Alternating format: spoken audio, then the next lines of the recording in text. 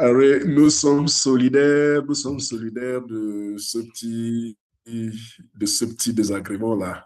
Et toutes nos excuses à notre bien aimable audience. Vraiment, la technologie nous a un peu trahis, on s'est trompé de lien. Toutes nos excuses, et c'est ce que nous sommes. Nous faisons l'update, la mise à jour des liens que nous avons envoyés à nos amis dans les différents forums. Oui. Et je constate aussi que on a déjà Mimi Mefo Info qui est déjà avec nous. Tout à fait. On est en train de partager avec nous. Et aussi, Harry, c'est toujours l'occasion de dire merci à Kingsley qui nous met toujours rapidement à disposition les liens des autres plateformes parce que ceux qui n'arrivent pas, et ils sont très nombreux, ceux qui n'arrivent pas à se connecter sur ce direct le samedi parce qu'ils ont des activités familiales, ils suivent souvent l'émission à travers les plateformes de Mimi Mefo, de Rebecca et autres. Donc, Kingsley, chapeau, chapeau, chapeau. Mimi, hi. Et puis, bienvenue, Harry, bienvenue chez toi. Merci. So, fellow Cameroonians, brothers and sisters, we are going through very exciting times in the history of this movement, Project C, but also in the history of our country, Cameroon. In the last week, this week, we launched essentially this ambitious and relevant project, announcing to the Cameroonian population our intention, our desire to organize this national dialogue, essentially, this broad-based conversations with Cameroonians about the kind of Cameroon that they want, all with a goal to design to redefine who we are as a nation and leading to the draft of a constitution that we can propose to Cameroon and Cameroonians that we hope will be the solution to the many crises that we have seen in the last 65 years. But even more importantly, will create a new pathway for a prosperous future for the next generation of Cameroonians. That's what we have done this week. And we really want to spend this time sharing with you an update of what we have done. And then more importantly, focus on what we're going to be doing in the next month, and the next week, and the next month. And we may invite a few other people to join us and who are involved in the project on the ground in Cameroon to share some thoughts on what they are doing to support this. I'm going to pause here so that Leopold can take this in French for our French-speaking audience, and then after that we'll talk about what we accomplished in the last week and then what we're going to be doing in the next week. Oui, merci Harry. Nous allons maintenant mettre l'accent sur ce que nous avons préparé pour la très importante, et nous la trouvons pertinente parce que unique, la très importante campagne que nous voulons engager pour demander aux Camerounais quel genre de Cameroun nous voulons, quelles sont nos valeurs, quelles sont nos références, sur quoi est-ce que nous devrions insister pour pouvoir éviter dorénavant de retomber dans les travers que nous avons eus, les crises multiformes qui secouent notre pays en ce moment. Et donc, nous allons présenter déjà ce sur quoi nous avons travaillé jusqu'à présent et puis retracer le chemin que nous allons suivre dans les prochaines semaines et les 3 prochains mois, quoi. Donc, voilà un peu. Merci beaucoup. But first, I may want to, Leopold, if you don't mind, we'll bring in Eric to just give us a resume of the week in the context of the. Tout à fait, parce que Eric a ses radars et ses antennes un peu partout. En tout cas, il est mieux informé que nous, ça c'est clair. Well, that's why he's the journalist, right? Voilà. Because he has over to you, Eric. He has the network. I realized I didn't have this on. Anyway, great to be here finally, and it's amazing, how the technology has become so simple, but yet can be tricky sometimes. Yeah. I'm glad we're together. I've been trying to send the new link to as many people as I can, because I've been receiving calls also about the frustrations of some not being able to join. Anyway, those who are with us, thank you for being with us. Welcome, and gratitude to, of course, to everyone. Leopold and Ari mentioned, Mimi Mefo News, and I think also we are Beyond Africa podcast, and maybe Rebecca and Nanchang's X account, and a host of other platforms. Thank you all. But let me get to the week, which is the order I've been given. We're coming out of a very interesting week. And one of the things I do when I listen to the news is to try to put it in context, try to help all of us figure out what is happening behind the headline. Quite a few things going on, which you need to pay attention to, and that's what I want to point out especially. The first, of course, is the state of health of President Biya. I'm not sure that I should expound on this because it's not public knowledge, but we're talking about a public official. So if there is displeasure in some quarters because of this, I hope they'll understand that this is what democracy really is all about. We are struggling, we're trying to hopefully become a democratic nation at one point. And what that means is we have to prepare ourselves for these contradictions. We have to prepare ourselves for moments when we do not agree and try to figure out how we work through our disagreements. It's so important, that this moments like these become educational moments. I know that there's a lot of anger, there'll be a lot of anger with what I'm about to say, and I'll try not to get into any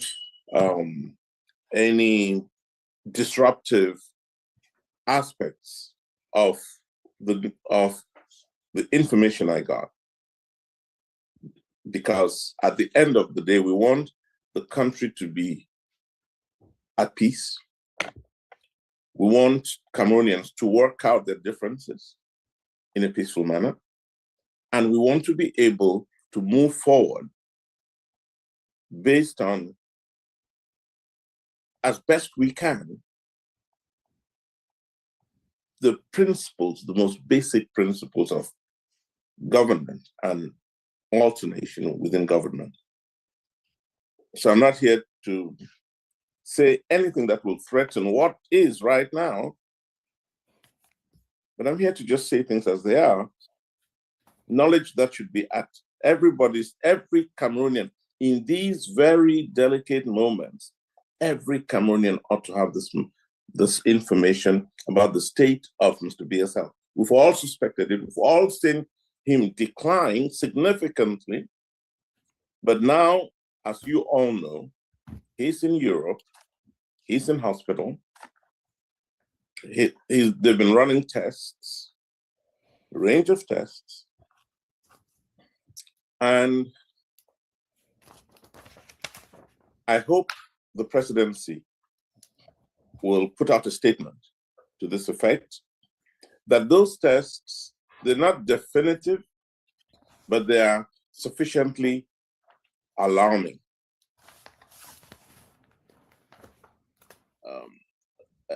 Leopold, I hope I'd want for you to just make note of the key points I'm making so that you can say them in French. I mean, I could, but you're much better handling this. Non, tu sais, Eric, c'est toujours très bien quand ça sort de ta bouche. C'est tellement, ça fait plus autorité. Ok, je comprends pourquoi mon frère va me laisser. Ok, non, ok, je retire ce que je dis. Anyway, no, c'est bon, ça va. Let me get back to what I was saying. Okay. I was saying this, that the president is in hospital and he's run a number of tests, a whole range of them, battery of tests, and the results that are coming out are sufficiently alarming. But I do not think, and as I speak, I really want to be sure of what I'm saying, I do not think that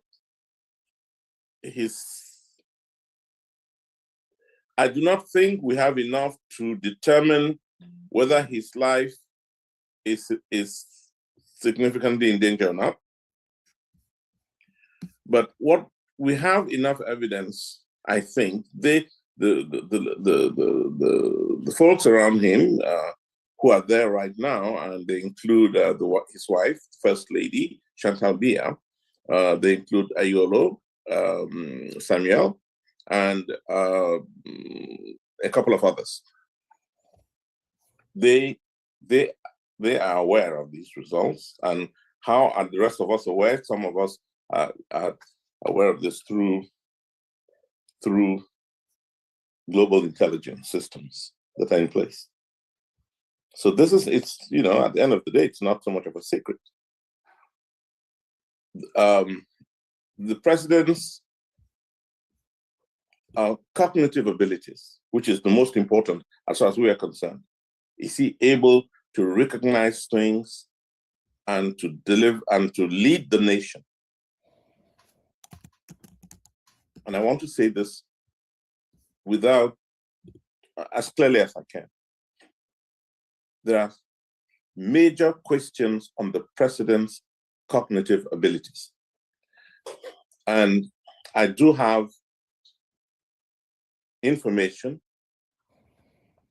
that will back this up if I get attacked. So please don't. Telling those who cannot attack the veracity of my statements, telling them now, please don't. Because I just want to show you something that I'm not going to let you read it, but those who know will understand where this is coming from. And please do not, well, you might even see the president's name there somewhere. See President Paul Biya. So they should know that we know what we're talking about. And there's no point trying to get to me, because that will not take away the facts. So the problems with the cognitive abilities, which in any normal country would say, would declare the president at this point inact. So I hope the Constitutional Council will step forward and examine what I'm saying now. I hope the media will step forward and question the president's state of health as of today, and whether or not the medical reasons to declare the president incapable of running the government. I really, I say this, with the deep love for country that I have. I say this with, and many of you may not know this, but I say this with a deep gratitude to Mr. Biya for what he has tried to do to me. Gratitude. Because he's been, he may not have been the best president of the country, but as a human being, I've had a relationship with the president that has even befuddled me, because he has a nation to run, I think even the Prime Minister, John Gute, who's a good friend, will confirm this. So I do not say this to ruffle too many feathers. I do not say this to weaken Mr. Biya's hold on power. No, I say this because Cameroon needs to get back on its feet. And in relation to that, I just want to draw your attention to what's happening in Benin, where a youth-led government is in place. And I don't know if for those of you who have not tried to see what's going on there, see what a refreshing approach there can be in governance when you refresh the ruling class. Benin is such a beautiful example of that. So whatever it is that's going to happen in the coming weeks or months in Cameroon, let us see it as maybe God's little push to Cameroon to move in the direction of youth-led leadership. So that folks like me, who are counting, decades on earth, should be more in a supportive role than in a lead role. Let's do that for Cameroon. I want to, if there are some questions before the end of this program about there are other things I could say about the president's health, but I'd rather not say them now because it might lead me to disclose things that I shouldn't. But I'll try to answer any concerns, because this is so important.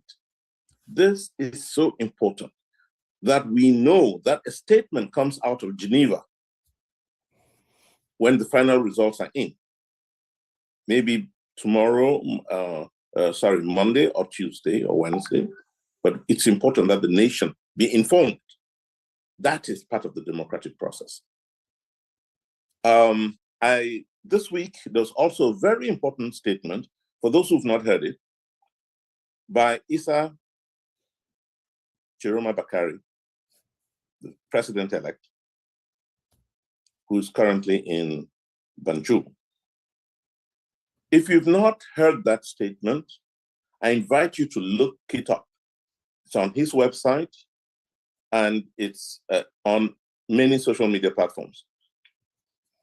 Because what he does is, it's essentially, he's announcing the fact that he has engineered a court case against the government in a court that has jurisdiction, that has international jurisdiction, and I will explain this if need be. He's put that case, it's in Paris. The significance, it's important what is happening. One, it finally, because it's based, they've been working for the last 7 months, putting together the evidence. So it's not just going to court on some emotional whim that angry because they've stolen my election. No. It is based on carefully collected evidence, which will be put in front of an international court with the global media watching. So we're going into the troubled zones. We're going into the, into the fairly difficult times for those who want to hold on to things they should not hold on to. So Mr. Chiroma will be putting out the facts in a court of law. The most significant development is this court is willing to take on the case, or it's about to, and that's significant. Because when the announcement is made by the court, then there'll be, okay, difficult terrain, troubled waters. Thank you, Mamdua. I was looking for the right words. I was going to say zone of turbulence that we're going to be entering, but I think you've given me Marilyn has given me some better words there. Yes, Cameroon is entering into troubled waters. But we don't want that. We want peace. We want development. We want movement in the right direction. So what's going to be happening in the coming days, maybe weeks, is this matter will go to the courts carefully. Top lawyers, and Ari will be breaking this down as we go forward. As a top lawyers have looked at the case, and it will be coming out in the international media. The Cameroon will become an area of focus again. And what this does, and so a lot of folks will be saying, oh, just another vain action. No, it isn't. There'll be pressure on the system to respond. When a case is made, as Mr. Chiroma made already in a speech this week, putting out the facts, putting out the figures, putting out the extent of the corruption. He did that this week. So when we start seeing that coming out through the courts, with the glare of international media in Paris, I think we're entering a whole new phase of the struggle for change in Cameroon, because that's what this is all about. It's not about any individual. It's just about change that allows us to accept new ideas, that allow us to put the country on a different path than it is right now, because nobody is happy with the path on which we are. So I suggest you go back, take a look at the Chiroma speech if you haven't, and believe me, if that's not a call to action, I don't know what is. The final thing I want to say, and I know that when I take the microphone, I tend to keep it because that's really part of, that's what I've done in, many periods in my life. But the final thing I want to touch on is a discussion, and I'll be having this every week. I'll be talking to senior politicians in Cameroon, and not generally those in government, not of the opposition. So I chose to speak to one of the leaders of the party in technical power, the CPDM. And what I got, which I determined would be of interest to this audience, to all of us, is the discussion that took place in the lead up to the constitutional amendment. I hope you see why I'm getting there, because the Constitution is at the heart of everything. When there's a resistance to change, they play with the Constitution. When there's a determination to effect change, they play with the Constitution. So I was interested in trying to find out, in understanding why, what happened in the lead up to the constitutional change to have a vice president. And what I gathered, there are two very important things. when in the wording, because this is in the wording of that amendment, there was a deliberate effort to achieve two things. One, no suggestion that power could go to an Anglophone. So there was a deliberate effort to ensure that the amendments left no suggestion that the choice could be an Anglophone, because based on what they told themselves at the time, and if some journalist is listening, go ask Mr. Kwete, the head of the CPDM. One of the suggestions, they felt if there was a hint that it could be an Anglophone, then the pressure will build. And they also some did not want to throw any hint that it could be a woman. There's a gender element to this. And I say this, I said, look, but there's never been any indication that it could be a woman. The Constitution does not, the Constitution is unigender. It says he, as we use it, when we say God, we say he, but we understand that it doesn't have a gender. And I don't think that was, someone was telling me actually that, the Constitution is gender neutral. So there's no point, that could not have been the case. But the fact that it came up in the discussion of the leaders of the party to not throw any hints that it could be a woman was significant. That's what I found that was significant. So that's where we were with my discussion. I don't want to go deeper into that discussion. I will if need be. But there was, that's where we left that discussion. And I found it interesting that, it came up as they prepared that what went to Parliament. You may just want to go take another look at the statement as it is right now. Harry, you must be tired of this old man who never stops talking. But it's over to you. No, you. I mean, that's why we do this, so that we want to keep our audience up to date on what is going on in terms of current affairs with Cameroon, and then talk about what we are doing. And I'm glad of all the things you said, you ended up with the Constitution, right? The Constitution, which is crucial, which is important, and it's what we are going to be talking about. But before I do that, I noticed that Louisette has her hand up, and I wanted to just make sure that we give her the opportunity to ask the question that she has. Hi, can you hear me? Yes, Louisette. Yes. Okay, so my question, before we stray too far away from the court case that he mentioned, this is something that has burned in my heart from when I was a little girl. Is we know that Biya didn't become a president on his own. He has foreign support. And I'm pretty sure that part of the case has parameters built in to the defense to address all of this.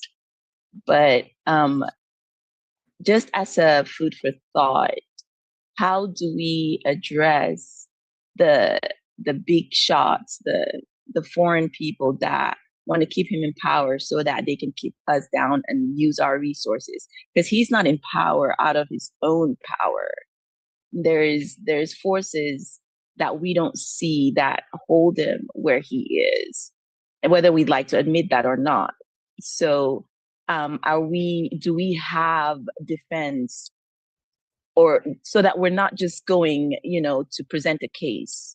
We want to look at everything. We want to be prepared. We want to be informed. We want to know what we're talking about and address all of this. So do we have things in place to address that? Yeah. Well, I wish we had a lot of time to discuss this, Louisette. It's a question that touches on some fundamentals of the international system. Yeah. You know, if Cameroon, the reason this government has not been able to look at what's going on in the country right now, one of the reasons it's not been able to have a government and appoint a vice president and all of that stuff, that there are reasons that are internal to Cameroon, the politics of Cameroon, but it's just as important what's happening, the external reasons, because the world is watching. Cameroon is in deep financial crisis. It needs the help of the world. And as long as the problem of governance is not resolved, it's like we have a noose around our necks as a nation. So there's no, there's the deep problems that would have to be resolved for the country to move forward. There are a couple of problems that the leadership in the country currently faces. One is the access to foreign accounts by those in power right now. And the second has to do with travel bans, the potential for travel bans. So your question indeed is saying, how can external powers who have a level of control over our government, how can they influence outcomes in the country? And my answer to that is very simple. They have, if Cameroon cannot service its debt, if Cameroon cannot go to the international capital, international market, to obtain assistance, if it cannot do that because Cameroon is not well seen based on what's going on in the country, it's a balancing act that no nation wants to find itself in. And that's precisely where we are. If we continue to put pressure on the system, that fragilizes Cameroon's standing internationally, then there's an absence of control. The government has literally no control over what is likely to happen to it within that international system.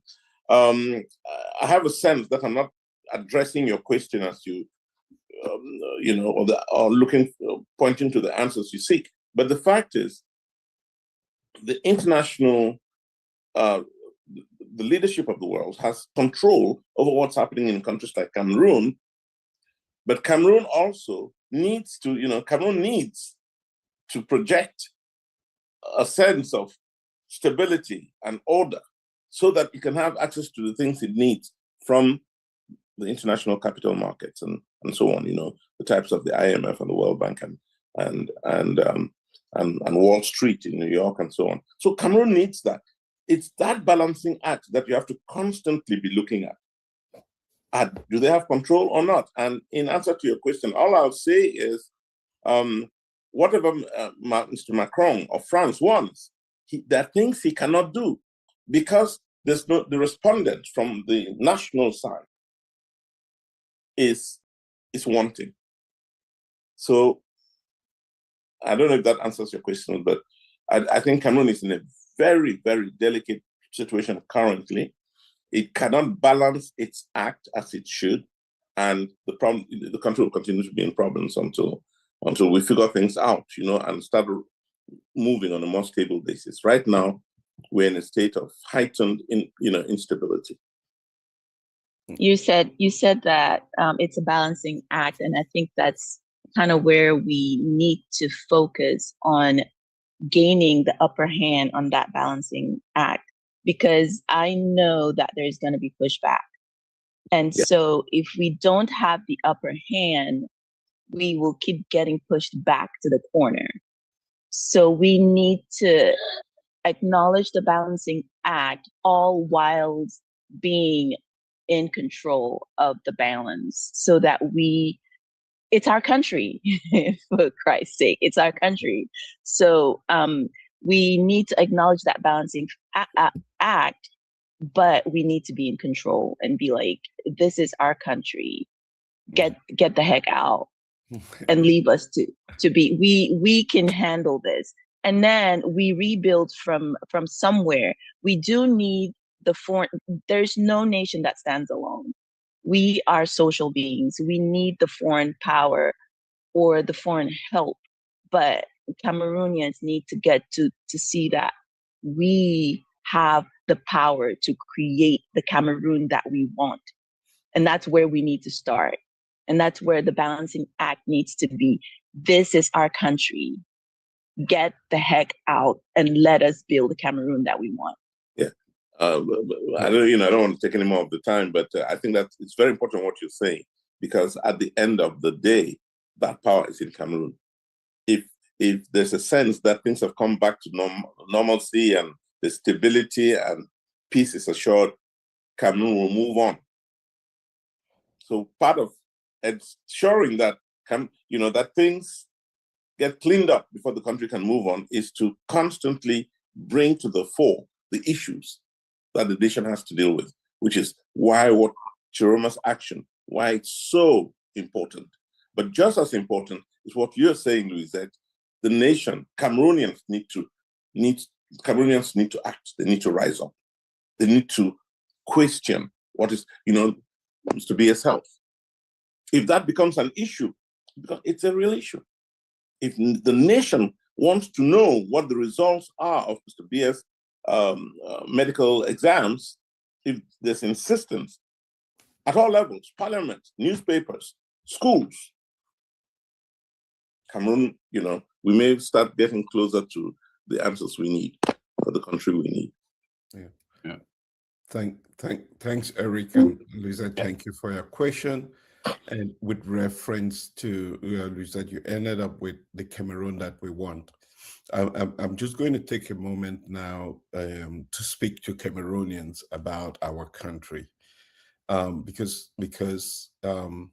Africa was partitioned by people who sat at a conference in Berlin in the 18th century and divided the continent Africa into the various countries that have emerged today. Our country, Cameroon, was broken up into two different countries and administered under two different colonial powers, who made a decision at some point that we'll come together to become one country. And everything else that has followed has been as a result of decisions that were made independent of Cameroonians. Our country has never created an opportunity, and not only Cameroon, but many African countries, to rethink the kind of vision that they want for their country, Cameroon. Personally, I believe Cameroon was an experiment that has failed, but an experiment that could have been exemplary for Africa. That despite the ethnic diversity, that the linguistic differences or cultural backgrounds, that we as Africans could live together in harmony, respecting each other, respecting the values and dignity of each other, building a country that was bilingual and one that could really be representative. The joke about Le Continent may be seen from a vulgar perspective nowadays, but that is really the Project Cameroon. That is the Project Cameroon that was meant to have started 65 years ago. That could have been, if we put our minds to it, if we had applied ourselves to it, would have been a perfect, a pedestal. Cameroon would have been on a pedestal that the rest of the continent will be looking up to. The Benins of the world that had their independence after and went through all sorts of coups d'etats would have been looking up to. The Burkina Fasos, the Botswanas of the world would have been looking up to Cameroon. Unfortunately, that has not happened. And there is no argument that the experiment has failed. And we can spend a lot of our time trying to fix the broken calabash. We will never be able to do it. Or we can build a new calabash that will hold the new wine and preserve it for future generations.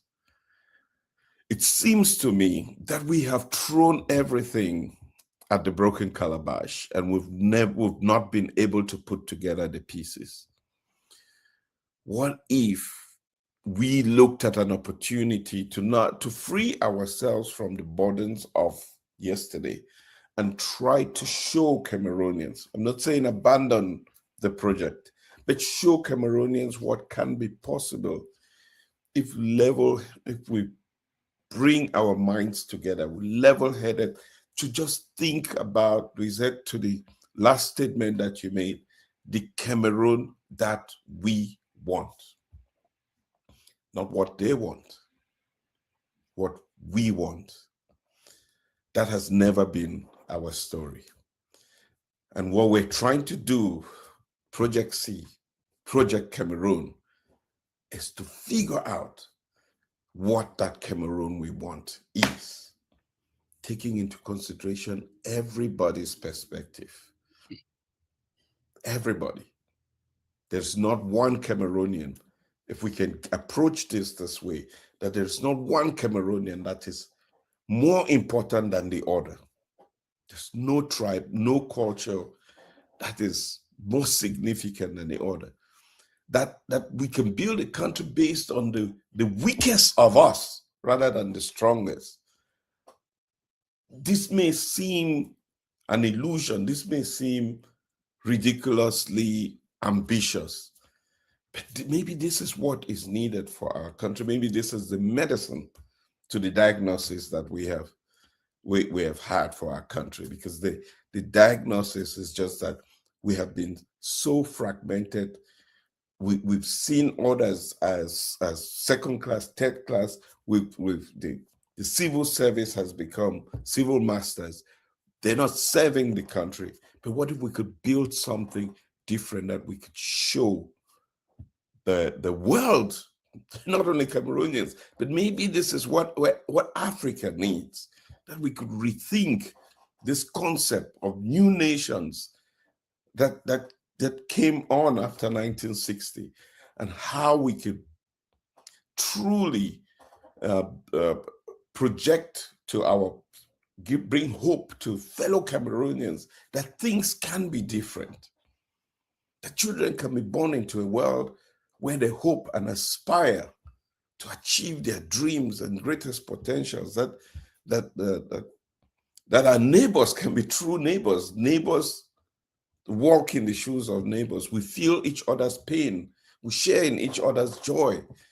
That is what we want to elevate this conversation, to bring Cameroonians to the point where we're not burdened by what we have been told we should be burdened with. Let us get to a place where we take our destiny into our hands. And that's the hope that we want. That's where we want to take you. And we're asking you, fellow Cameroonians, to come with us on this journey. That everyone can be a pillar in the construct of the new Cameroon. We just ask for a little of your time, a little of your contribution, a little of your participation, and together we will build. I have seen what Burkina Faso is doing, and it gives me hope that people are buying the brick from their own pocket that paves their streets, that people are contributing money to buy bonds for their country, for the development of their country, that it's an investment into their country, that all of these things are possible. We've seen in Benin, Claudicia become a citizen of Benin, bringing with him the attention of 30 million people to discover this new country, Benin, and all of the tourism that's going to come with it. We can do this for Cameroon. It may not seem obvious now with the current government, but unless we're able to demonstrate to the Cameroonian people that there is an alternative, can we mobilize them to start believing and thinking in that alternative? So I'm really thanking everyone for being here, but I'm asking everyone to believe and start thinking of what is possible when we come together. I really had to say this because, and I'm hoping that this message goes across to Cameroonians everywhere. Share. I dropped in the chat here links to the website, but I asked for things that we can do as well.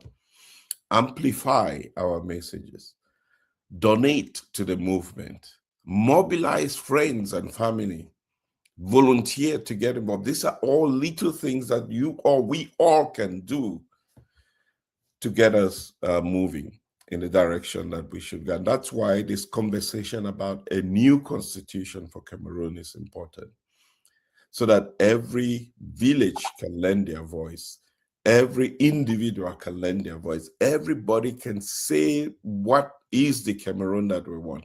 And we'll capture this, we'll leverage this data, we'll share this with the world, and we should be able, if we can reach 300,000 Cameroonians, it would probably be the biggest engagement project in the history of our country. So this is a moment, a historic moment, and I'm asking everyone to be part of it. I don't know whether this puts Leopold in any position to lay emphasis. I think Leopold has a duty to capture the essence of everything that was said. Or maybe Chris, I don't know. But Chris wouldn't speak in French for all I know. No, that's Leopold. I can't help you on that one, brother. Yeah. Vraiment, c'est tellement riche et c'est tellement chargé. Juste avant d'essayer de résumer ce qui a été dit et qui est si important, Harry, tu as dit tout à l'heure, we can do it. J'ai dit, we will do it. We will. Nous allons le faire parce que vraiment c'est important. Eric a parlé de trois choses principalement. L'état de santé du président, qui est très préoccupant en Suisse. Et puis, il est question que le souhait serait que ceux qui ont eu le privilège d'accompagner le président puissent faire une déclaration là-dessus, parce que les Camerounais ont besoin de savoir de toutes les façons. Les Camerounais ont besoin de savoir. Et puis, ce n'est plus si secret. Tous les Camerounais à l'heure actuelle savent que la situation sanitaire du président est préoccupante. Et les réseaux sociaux en ont fait largement écho. Et il est bon que les Camerounais soient rassurés sur cette situation-là.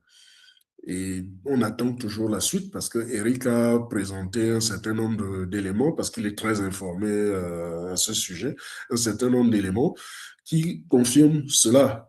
Nous le disons avec beaucoup de gravité parce que ce n'est le souhait de personne de voir quelqu'un disparaître, peu importe l'âge, de toutes les façons, c'est une vie humaine.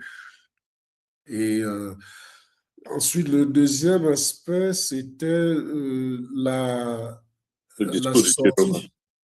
Pardon, oui, voilà, le président Chiroma, qui a dû saisir, et ça aussi, cela circule déjà dans les réseaux sociaux, a saisi le tribunal de Paris au sujet de la situation très préoccupante et grave, la crise post-électorale, qui a été très bien documentée et remise à un collège d'avocats. Et nous pensons que il serait utile de savoir quelle suite pourrait être donnée, parce qu'on sait que le tribunal de Paris a fait partie de ceux qui ont une compétence universelle. Donc,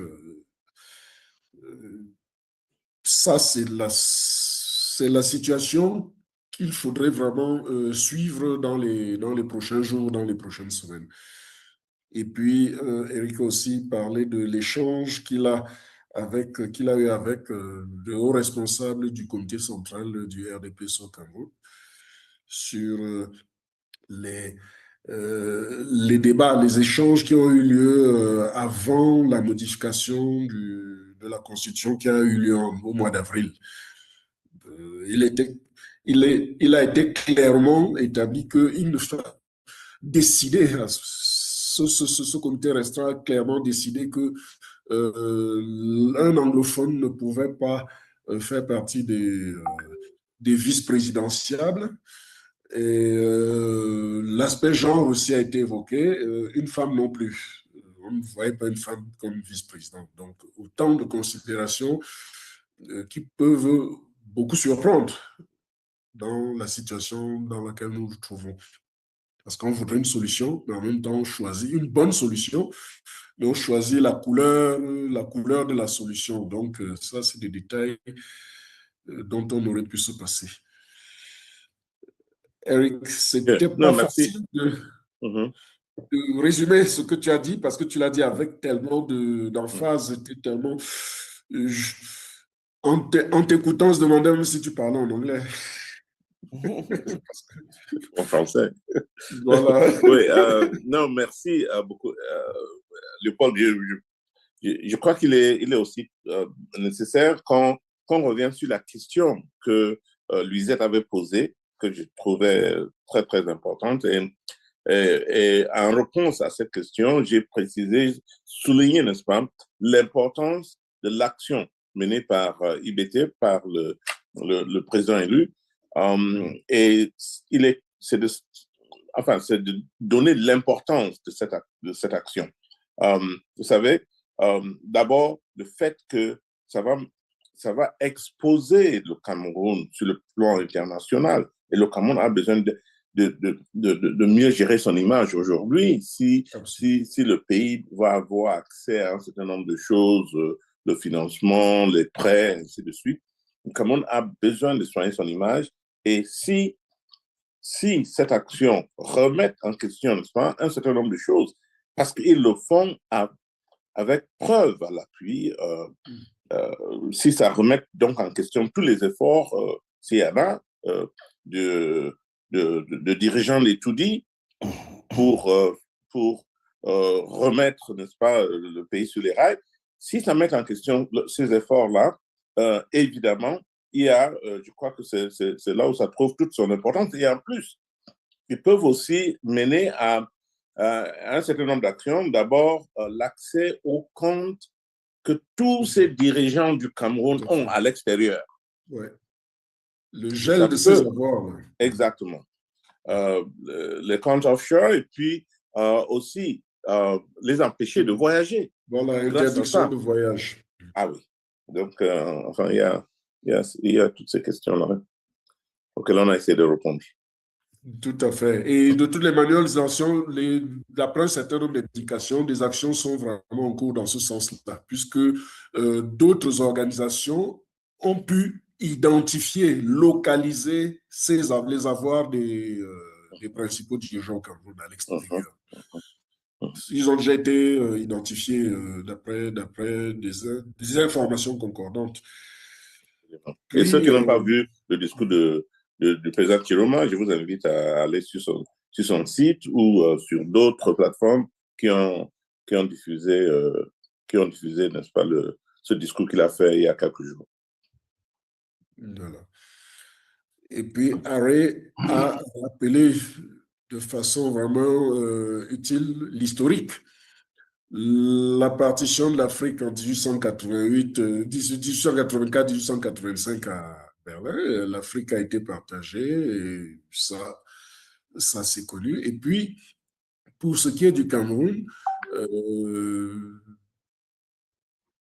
on a été sous protectorat de deux États, la Grande-Bretagne, la France.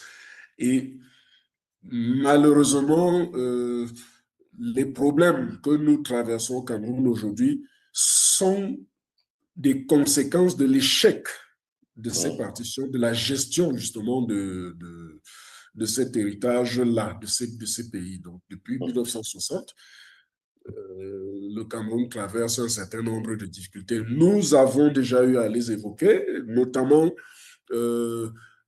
l'origine véritable de la crise anglophone qui est partie de la découverte du pétrole dans la zone, dans le sud-ouest en 1964. Et puis, on connaît la suite. Mais nous pensons que, de toutes les manières, le présent, ce que nous vivons aujourd'hui, est la conséquence de notre passé. Et nous disons qu'il est de notre responsabilité qu'aujourd'hui, nous définissions de meilleures bases pour le futur du Cameroun, pour la postérité. D'où donc le projet de la convention constitutionnelle que nous allons organiser. Et nous invitons vraiment les Camerounais, où qu'ils soient, à prendre part à cet important projet. Il est unique, il est original. Décider vraiment de faire partie de réécrire notre histoire du Cameroun à partir d'aujourd'hui. Et donc, aucune voix n'est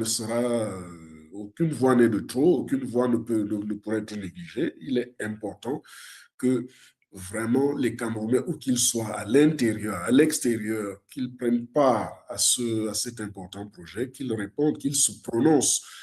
Quel Cameroun voulons-nous léguer à la postérité? Et donc, la campagne de sondage va démarrer dans les tout prochains jours et nous allons être un peu plus précis là-dessus.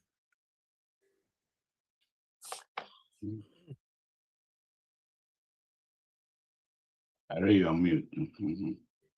Sorry. Yeah, thank you very much. Merci beaucoup, Leopold, for that. In the context of this project, in the last week, we have started a conversation in Cameroon. For those of you in Harry, I say something before you go forward. Oh, yes, please. Yes, go ahead, Chris. Yeah, good morning, everyone, and thanks to all Cameroonians around the world watching and joining us. We truly appreciate this. I think, again, we have to take back our country, and nobody is going to do it for us but us. And that's what the Project C is all about. That's what this is all about. So I just want to point and thank you, Brother Eric, for the deep dive information, even though you kept it at the surface for good reasons. But I think it's very informative for Cameroonians to get involved and their thought process in terms of what is happening in the country and so forth. And thanks, Harry and Leopold, for the history. I want to first clarify one thing. Excuse me, with regards to Louisette's question, which Brother Eric answered clearly. But I also want to remind everyone that this is an ITB project. It is an ITB project, and they have those facts. Of course, we will do our best to, if there's anything we can do to support, we will. But I think it's important that there's no confusion that this is not a Project C project. As there's always constant confusion about Project C being ITB and vice versa. Not that we are distancing ourselves from ITB, that is the elected president by Cameroonians, and we will continue to support his efforts to get back into power because that's the choice of Cameroonians. But, excuse me, but ITB has his team that they're working together. I wanted to clarify this because, again, this question comes on all the time and people get confused between Project C and ITB. By no means are we being apologetic or distancing ourselves with our elected president. We stand firmly behind him because that's the choice of the Cameroon people, as best as we know. So the details, Lizette, of that I'm sure the lawyers and his team are very well prepared, as Brother Eric indicated. Just as Project C is working on the Constitutional Conference and ITB is taking a different, excuse me, path to this, that all Cameroonians have to get involved and provide support. We don't know exactly what support ITB will need. We know what support Project C needs towards the Constitutional Conference, but all Cameroonians should be informed and rise up at all aspects to make sure that there is support. The international community is only going to respond to the voice of Cameroonians. There's no one person who is more powerful than Cameroonians. If Cameroonians sit dormant and just say, oh, you guys go do it, ITB, you go do it, Project C, go do it, then the international powers will continue to do what they do to us. So I think that's very clear. So yes, Lizette raises a very important point, but I'm also confident that ITB, as Eric said, has been working on this for 7 months. And so they will be very, very well prepared for it, I'm sure. But all Cameroonians must rise and be ready to support and ready so that the international community hears their voices. Here's the voice, the collective voice of the Cameroonian people. Because if not, that's how Burkina Faso is coming out. That's how Benin is coming. Because the Benin people are very well informed and engaged. And so they cannot mess with them. So the power of the Cameroonian people must be unleashed. It must. If Cameroonians are just sleeping and waiting that people are going to do it for us, then Lizette's concerns will be realized. The international community is going to shut it down. Because ITB is in court by himself, and Cameroonians are not standing behind it and pushing, and journalists are not talking on TV, on the newspaper, and Cameroonians are not talking in groups about it and so forth. Then we will remain where we are. So I just wanted to clarify that. You brought up a very great point, but I also want to make sure that people understand Project C is not engaged in the details of that. We are focused on another path. I also want to indicate that, you see, the Cameroon changes are going on around the world because the leaders of those countries at some point are turning around and giving opportunity for its citizens to engage in a peaceful way, not in a violent way. Unfortunately, in Cameroon, we are stuck. The government is selfish. They're not performing. Cameroonians are suffering.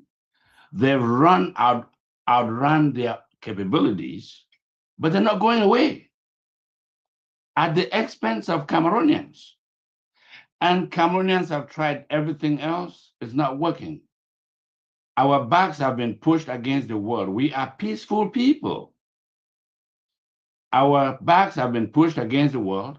And what Project C is doing here is a way that we believe can bring Cameroonians together to find a path, a peaceful path to change in Cameroon. So this project that we are undertaking is another way of expressing ourselves another path we're trying to, how can we do this?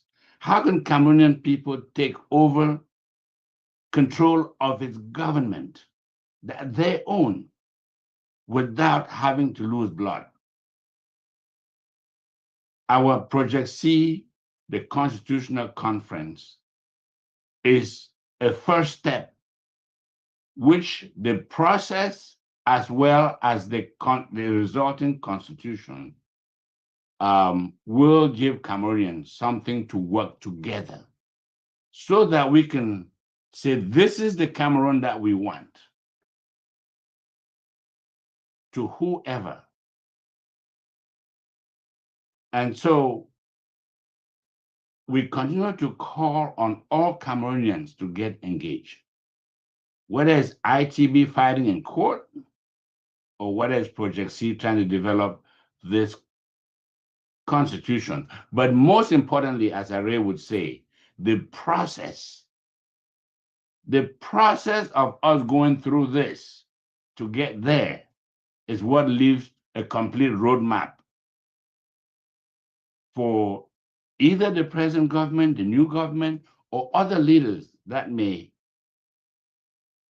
that may arise. But we have to have something that we can all talk about as the new Cameroon that we want. And whoever is out there will say, this is the Cameroon that we want, whether you are Anglophone or Francophone, because whether there is NOSO, the Anglophones, the war in the Northwest, Southwest, or in the far North, and so forth, the point is, whatever decisions to resolve that, we have to have a government that is willing to engage the people to figure out what they want.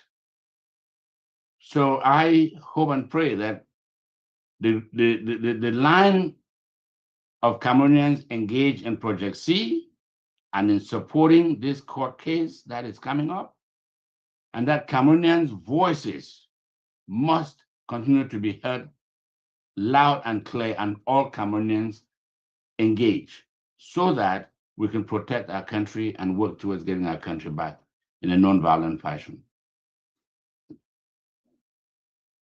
Thanks, Eric.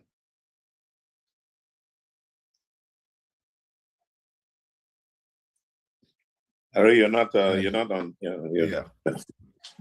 Yeah, I keep I keep doing that. Yep. Chris, thank you so much for the kind words and for that precision fielding questions as well with reference to that. And let me I want to emphasize what the project is. We have several new people that may have joined us that may not have been brought to speed with what we are working on. And so for emphasis, I would begin by sharing this one video, first in French and then in English, just so that for those who are, because for some of you that are here every Saturday with us, you may get this, but every other week we see new people joining and they may not be up to speed. So I'm going to play this video that you may have seen, but just for emphasis, because it describes the process of what we're trying to do. So I'll share one more time this.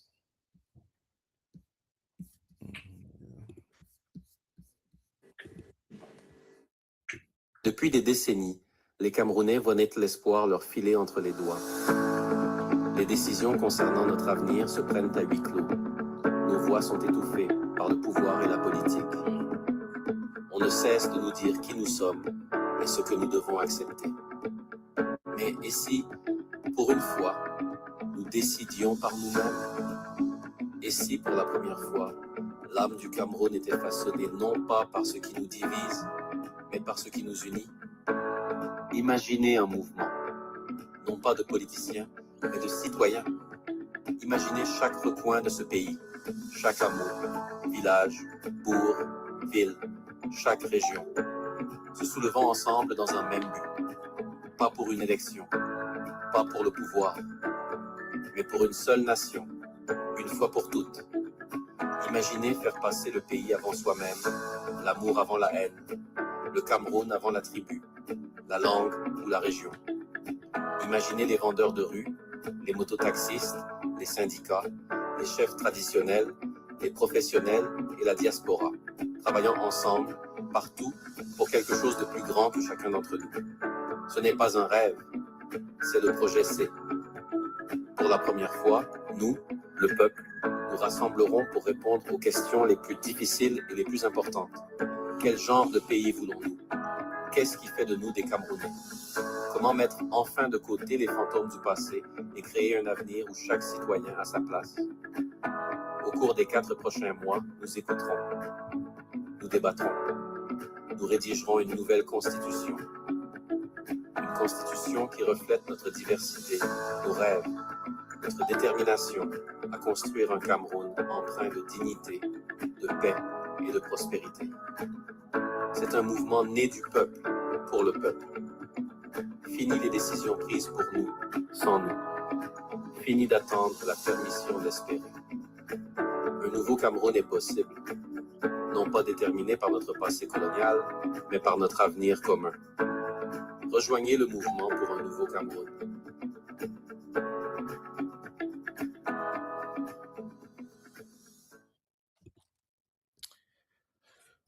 I'll stop here. That was in French, but just to emphasize the key messages in this is really for us to imagine a different Cameroon.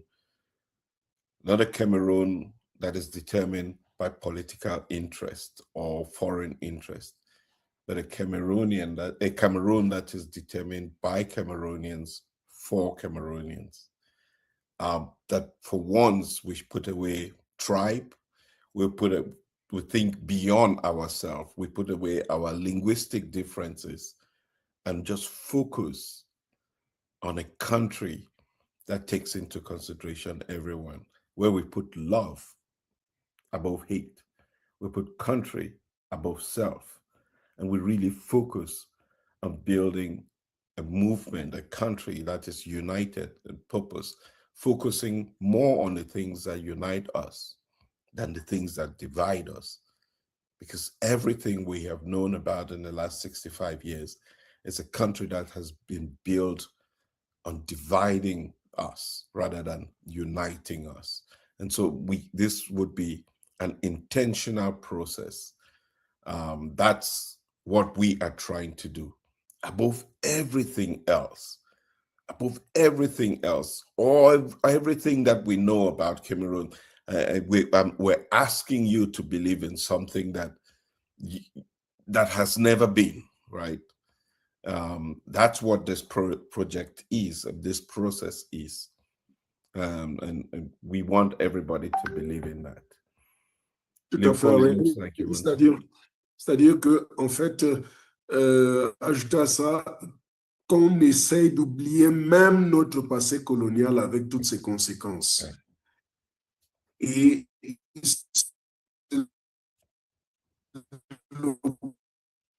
l'occasion aussi de demander à chaque Camerounais de se recentrer sur son identité. Notre diversité devrait nous amener à l'issue de cela de même mériter l'appellation, comme tu l'as dit à un moment donné, de l'appellation continent. Parce que notre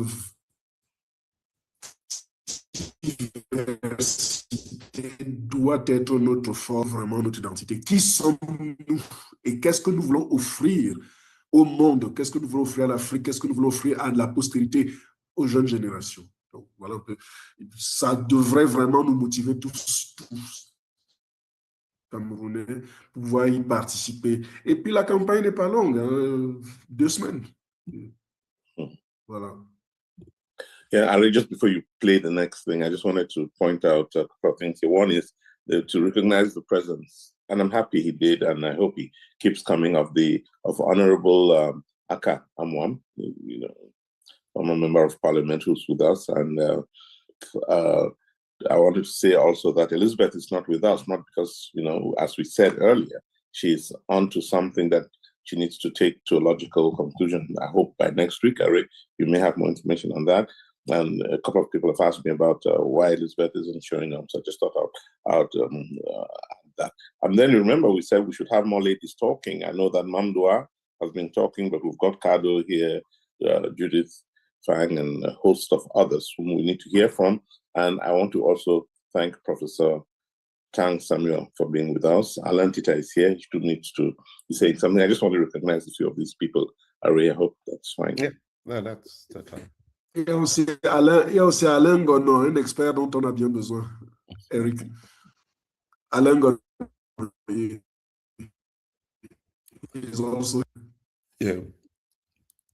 With that, let me play this video as well in English. And then after that, we will open up to conversations about how what we have done and how everybody can get involved. This is a really historic moment, and hopefully everybody here can share thoughts, ideas, and contributions to how we achieve this really audacious goal.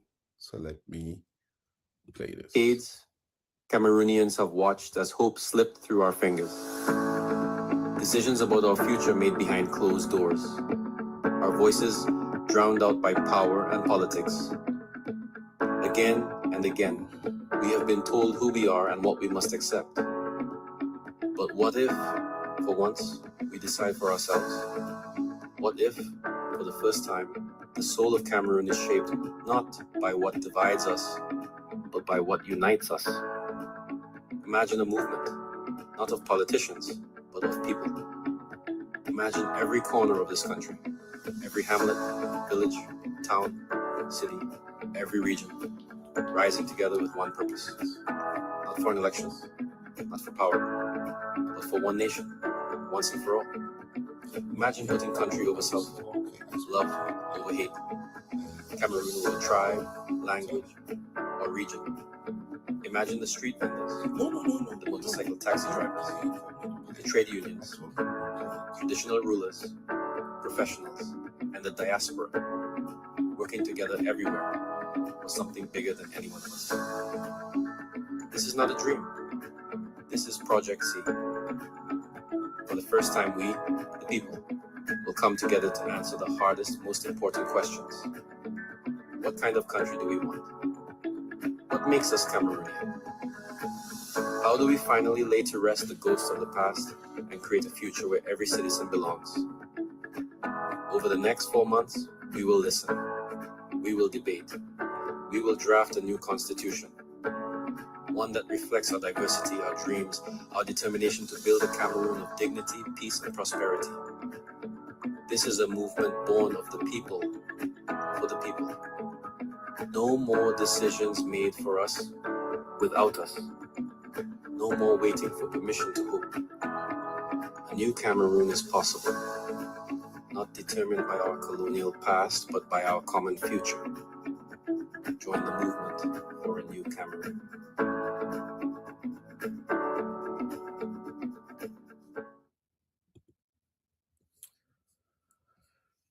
Great. So that was we will try to play this video as many times as possible so that Cameroonians, just so that the message can sink through.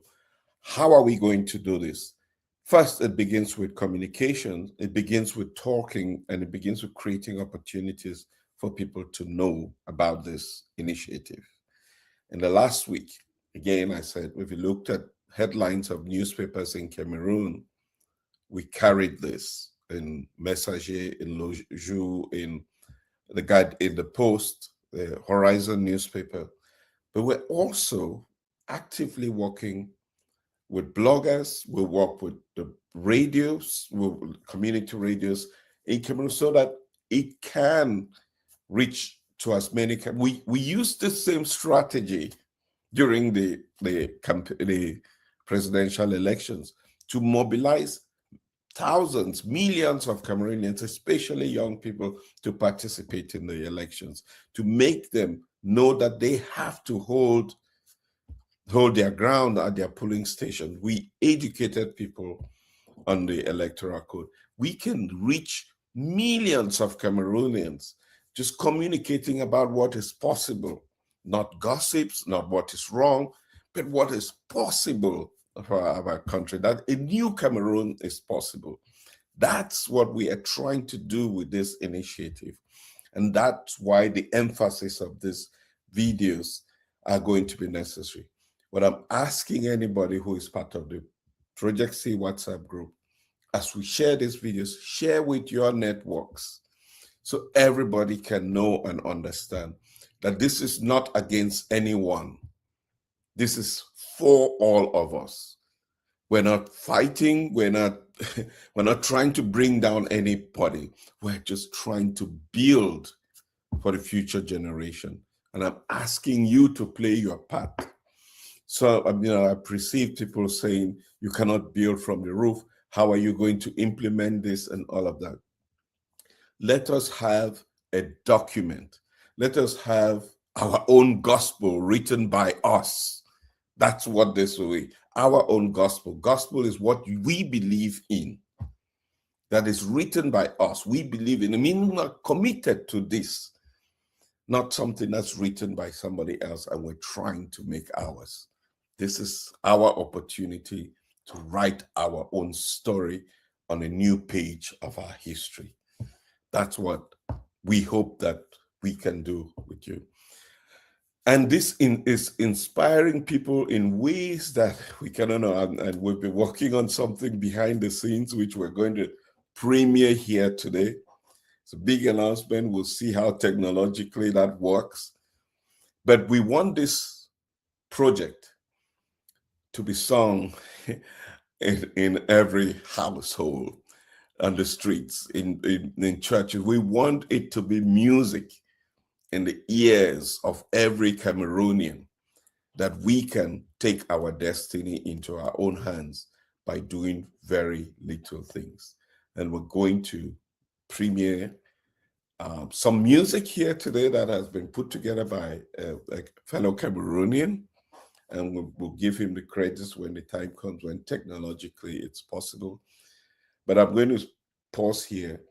Leopold, if you would want to lay any emphasis on, after the two videos that we've played. Non, merci Harry. C'est peut-être effectivement l'occasion de rappeler que la campagne de communication de cette convention a déjà commencé. Il y a eu des articles dans la presse, tu les as cités, Le Messager, Le Jour, Le Poste, Horizon. Et les radios communautaires et les autres médias ont déjà été aussi contactés. Donc, le mouvement est lancé de toutes les façons. Il est lancé. Nous ne sommes absolument contre personne. Nous travaillons pour le Cameroun. Nous travaillons donc pour nous tous. Et c'est vraiment important de le dire. Donc, point n'est besoin d'avoir peur. Je veux dire, les gens, les Camerounais, c'est l'occasion pour nous d'écrire notre histoire. Et puis, j'ai bien aimé ton allusion, Harry, de rappeler que c'est l'évangile du Cameroun que nous sommes en train d'écrire. Donc, prenons vraiment une part active à cela. Un petit clin d'œil aussi aux musulmans, parce que c'est pas parce qu'on dit évangile que ça peut être des versions de notre Coran, le Coran Cameroun, que nous sommes en train de... Nous invitons vraiment les Camerounais à le faire de façon vraiment... Les questions seront... Elles sont très simples. Donc vraiment, le diagnostic a déjà été fait. Donc, c'est plus la peine de redire ce qui ne marche pas. Nous voulons savoir quel Cameroun nous voulons désormais, sur la base de ce que nous avons vécu. Quel Cameroun voulons-nous désormais? Et que ce soit vraiment la référence. Et il y a des Camerounais de très bonne volonté qui ont mis cela en musique, au sens propre. Et on attend, il y a une vidéo la vidéo est aussi en train d'être en cours de montage. Et le souhait, c'est que des spots comme ceux qu'on vient de publier, qu'on les diffuse largement dans tous nos réseaux, que cela fasse partie vraiment de de notre musique, de notre chanson, pour nous rappeler que non seulement un nouveau Cameroun est possible, mais que nous avons décidé de le réécrire, de l'améliorer, d'améliorer l'existant, que ce soit quelque chose qui fasse date et que ce soit même un exemple pour d'autres pays africains, parce que le travail que nous faisons est un travail vraiment d'identité, de recentrage. Nous sommes admiratifs de voir les initiatives que certains pays, le Burkina Faso, le Bénin, destin en main, et c'est ce que nous invitons les Camerounais à faire de façon vraiment massive. Bon. Nous avons modestement sur 1% de Camerounais. Nous estimons que ce pourcentage-là est assez expressif, sera significatif et sera révélateur, mais nous invitons tous les Camerounais, sans exception, à participer à cette campagne de réécriture d'un nouveau Cameroun pour que toutes les histoires passées là, que ce soit vraiment... Comment avons-nous pu tomber aussi bas? Pourquoi nous n'avons pas pensé à cette initiative beaucoup plus tôt? Il faudrait qu'on aboutisse à cela. Voilà un peu, oui. Il n'est jamais trop tard, mon cher. Absolument, Eric. Il n'est jamais trop tard pour bien faire. Okay. Il n'est jamais trop tard. All right. So we're going to try this, and at the end of this, I would open up for feedback. But this would be the first time, and this is how we want to take this project across the country. I don't know if you all can see my screen, and if you can, yes, we can. Thumbs up. Yes, we can. And I want you all to enjoy this.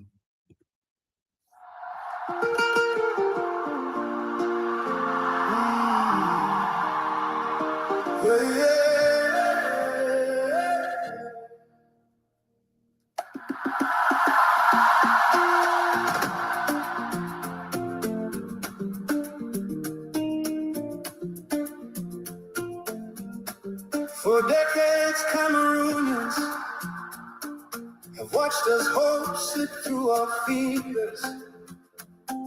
Decisions about our future made behind closed doors. Our voices drowned out by power in politics again and again. We have been told who we are and what we must accept. Cameroon's destiny has been shaped by others. Cameroonians are waking up and demanding change. What kind of country do we want? What makes us Cameroonian? The soul of Cameroon is shaped not by what divides us, but by what unites us. Oh, what kind of country do we want? What makes us Cameroonian? Imagine a movement not of politicians, but of people. Imagine every corner of this country, every hamlet, village, town, city, every region, rising together with one purpose, not for emulation, not for power, but for one nation, once and for all. Imagine putting country over self-love, over hate. Cameroon, not tribe, language, not region. The soul of Cameroon is shaped not by what divides us, but by what unites us. Imagine a movement not of politicians, but of people. This is not a dream, this is Project C. Imagine the street vendors, the motorcycle taxi drivers, the trade unions, traditional rulers, professionals, and the diaspora, working together everywhere for something bigger than any one of us. Oh, for the first time we, the people, will come together to answer the hardest, most important existence? How do we finally lay to rest the ghost of the past and create a future where every citizen belongs? Over the next 4 months, we will listen, we will debate, we will draft a new constitution. Oh, one that reflects our diversity, our dreams, our determination to build a Cameroon of dignity, peace, and prosperity. This is a movement for the people. For the people, no more decision made for us, without us. No more waiting for permission to hope. A new Cameroon is possible. Hey, not determined by our colonial past, but by our common future. Join the movement for a new Cameroon. This is Project C. This is a movement born of the people, for the people. A new Cameroon is possible. Join the movement for a new Cameroon.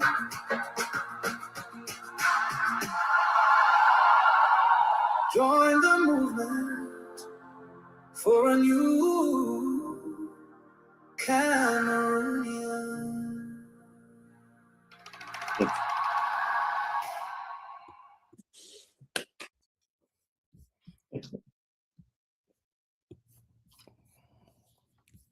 I am waiting for, I'm waiting for the comments from others. Well, first of all, I mean, I give you a hand, for all the work you did in such a hurry to get us to this point where we could play this song today. I mean, I don't know, you, Chris, and Leopold, you guys are, I learned a new phrase in Holland last week. I was in The Hague, and somebody did something, and somebody said, after you, now you. Think about it. After you, now you. And then we had a discussion about it. After you, now you. There's only God who's after you, now you, So when somebody does something so well, we just have to say after you, now you. So, Ari, after you, now you, my man. Et surtout, Eric, de façon spontanée. Oui. Nous n'avons pas commandé ce travail-là du tout. Oui, pas du Et tout. ça, c'est remarquable. Yes. I would love to take credit, but I cannot. Yeah, please. I want to extend profound gratitude to Ben Zama, who is still in the lab. I mean, we've gone all through the night trying to get this ready for today. I mean, because this is how movements are made. Yeah. It is moments like this that transform movements, and it's ordinary people applying themselves to the moment that builds the movement. And I think the first time I spoke to Ben was maybe 2 days ago or yesterday morning, and here we are with something that, for a month we've been talking, and with his talent, it has captured the essence of the moment, and that is the production that we have. This is just this is the premiere of it. But we're hoping that this goes viral, that this song, this rhythm, this is felt in Ben. Let me bring you up to talk a little bit about the inspiration that you had, why you applied yourself to this. You're a musician. You're a man of multiple talents. Let me not only say music, but if you can come up, just introduce yourself and then talk a little bit about the motivation to do this and why this is necessary at this moment and what other Cameroonians can do. Good morning, and my time, good morning. What do I say?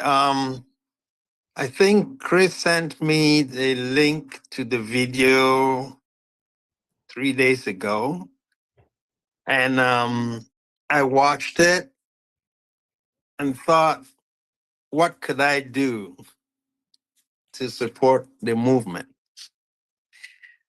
And so it just occurred to me that the music in the video, the original video, was not very, I mean, personally, I don't think I thought it matched what the message was.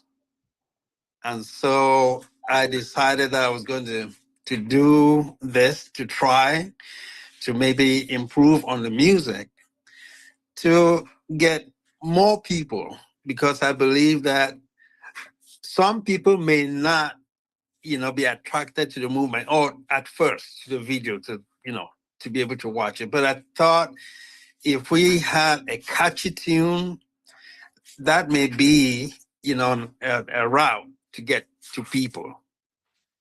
And so I went ahead and transcribed the words and then did my programming and arrangements, and I sent it to Chris, and the rest is history. Yeah, we've written a little part of the history of Cameroon. So when, as you said, the rest is history, is what has happened in the last day and in the last hour. Can you imagine what can happen in the next 4 months if every Cameroonian stepped up? Whether you're a data analyst, a scientist, web designer, graphic designer, doctor, lawyer, accountant, journalist, everybody just gave a little bit of. I mean, like I said, we were chatting till all through the night, essentially, to get this done, because it was just the moment for us to do it. We will be eternally grateful for. I mean, we're still in production, right? This is just a preview. We're going to finalize this. It's going to be. We have the music already in French, in English, so we're going to finalize this. So we're going to put it out, and maybe at some point we can even think about doing one in Pidgin, because we want every Cameroonian to be part of this conversation, so we can use our lingua franca, the common language. We do it in Pidgin, so the message also goes to everybody everywhere. This is what we want, we hope to achieve with this. Yeah, Ray, if I may add something to it, because Ben is a very modest guy. But Ben and I go back a long way, history. Ben is a civil engineer by profession. And I say that not just to, I wanted to emphasize a point, right? Ben is a civil engineer, and also a musician. Ben loves music. He loves music. He's produced some music over time. He has, I'm sure if you go to YouTube or somewhere, you will see some of his music. And so when I send the videos to my my contacts, and then Ben immediately within hours sent this to me. But I'm not going to repeat what I already just has described.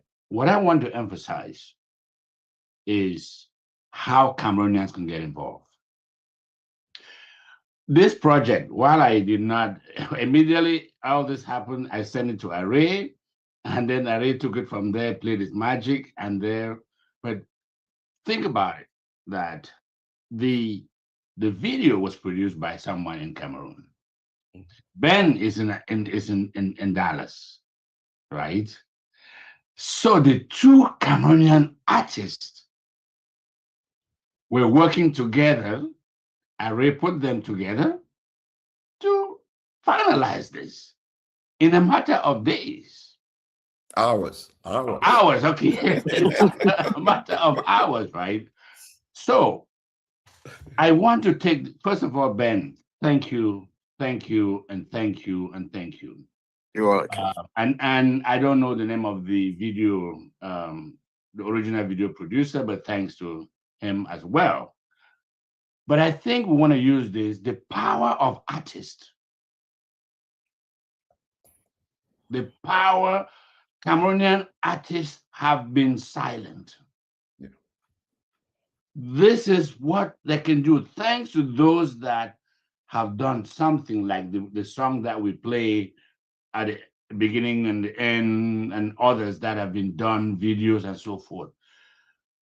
But this is calling upon Cameroonian artists to amplify the voice of Cameroonians. I will tell you, when I listen to this song, Transformed, I love the video, but when I listened to the song, tears were coming down my eyes for my love of Cameroon. I mean, many others are going to shed tears, listen to this song. Tears of dream, because these two artists have come together and amplify the voice of Cameroonians who are non-violent people that have been put in jail and cannot speak. And now we have our artists helping amplify the voices. This will be played in bars. It will be played in clubs. It will be played everywhere. And guess what? Pidgin English, it will play in Jangi houses and everywhere. I take this opportunity to call upon today. We call upon all Cameroonians of all talent to join in this non-violent movement, which we believe we're going to win. Because it's a movement of the people. Nobody can ever defeat its people. No one. It's just a matter of time. It is just a matter of time.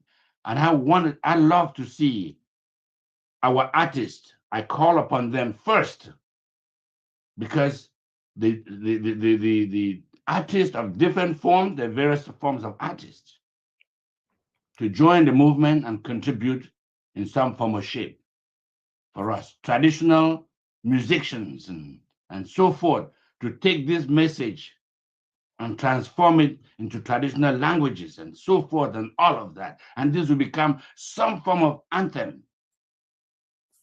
That's how we reach our people with this message to mobilize. We don't have to carry guns. The government is pushing Cameroonian people to be violent, to get what belongs to them. We're not going to do that anymore. We're going to use every other means possible to bring Cameroonians together, including government officials, because there will come a day when they will carry their heads in shame because the Cameroonian people will win. It is time. This is just the beginning. If Cameroonians come together like this, we will take back our country very quickly. So, thank you, Ben.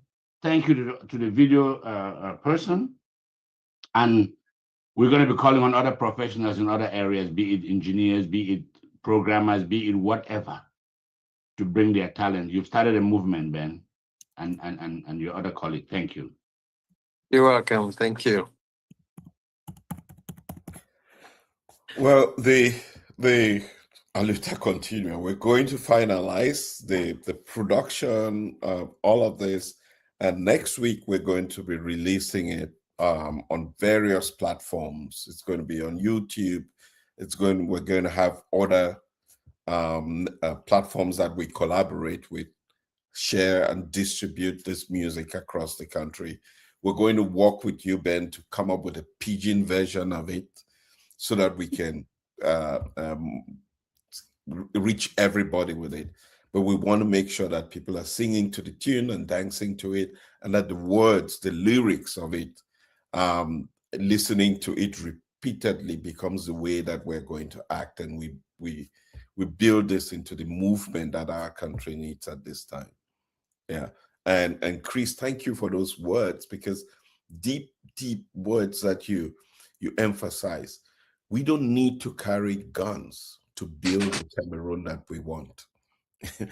We don't need it. We just need an opportunity to have a conversation, to design the country that we want. that everybody believes in. And as a result of that, we will be able to get to where we want to. Once we have this constitution drafted, hopefully that would inspire the kind of change that is needed for a peaceful transition in our country. Yeah. Harry, someone just Thank sent you, me. Reverend Chris. Yes. No. Okay. Oh, Reverend Chris, thank you. Reverend Chris. Good talks.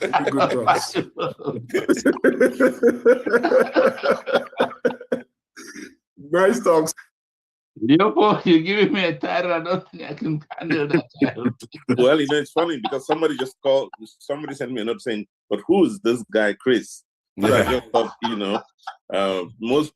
most of us, some of us here do know Chris well. I just thought it's always an honor to work with him, and he's one of the three. I hope you can see the three on your screen.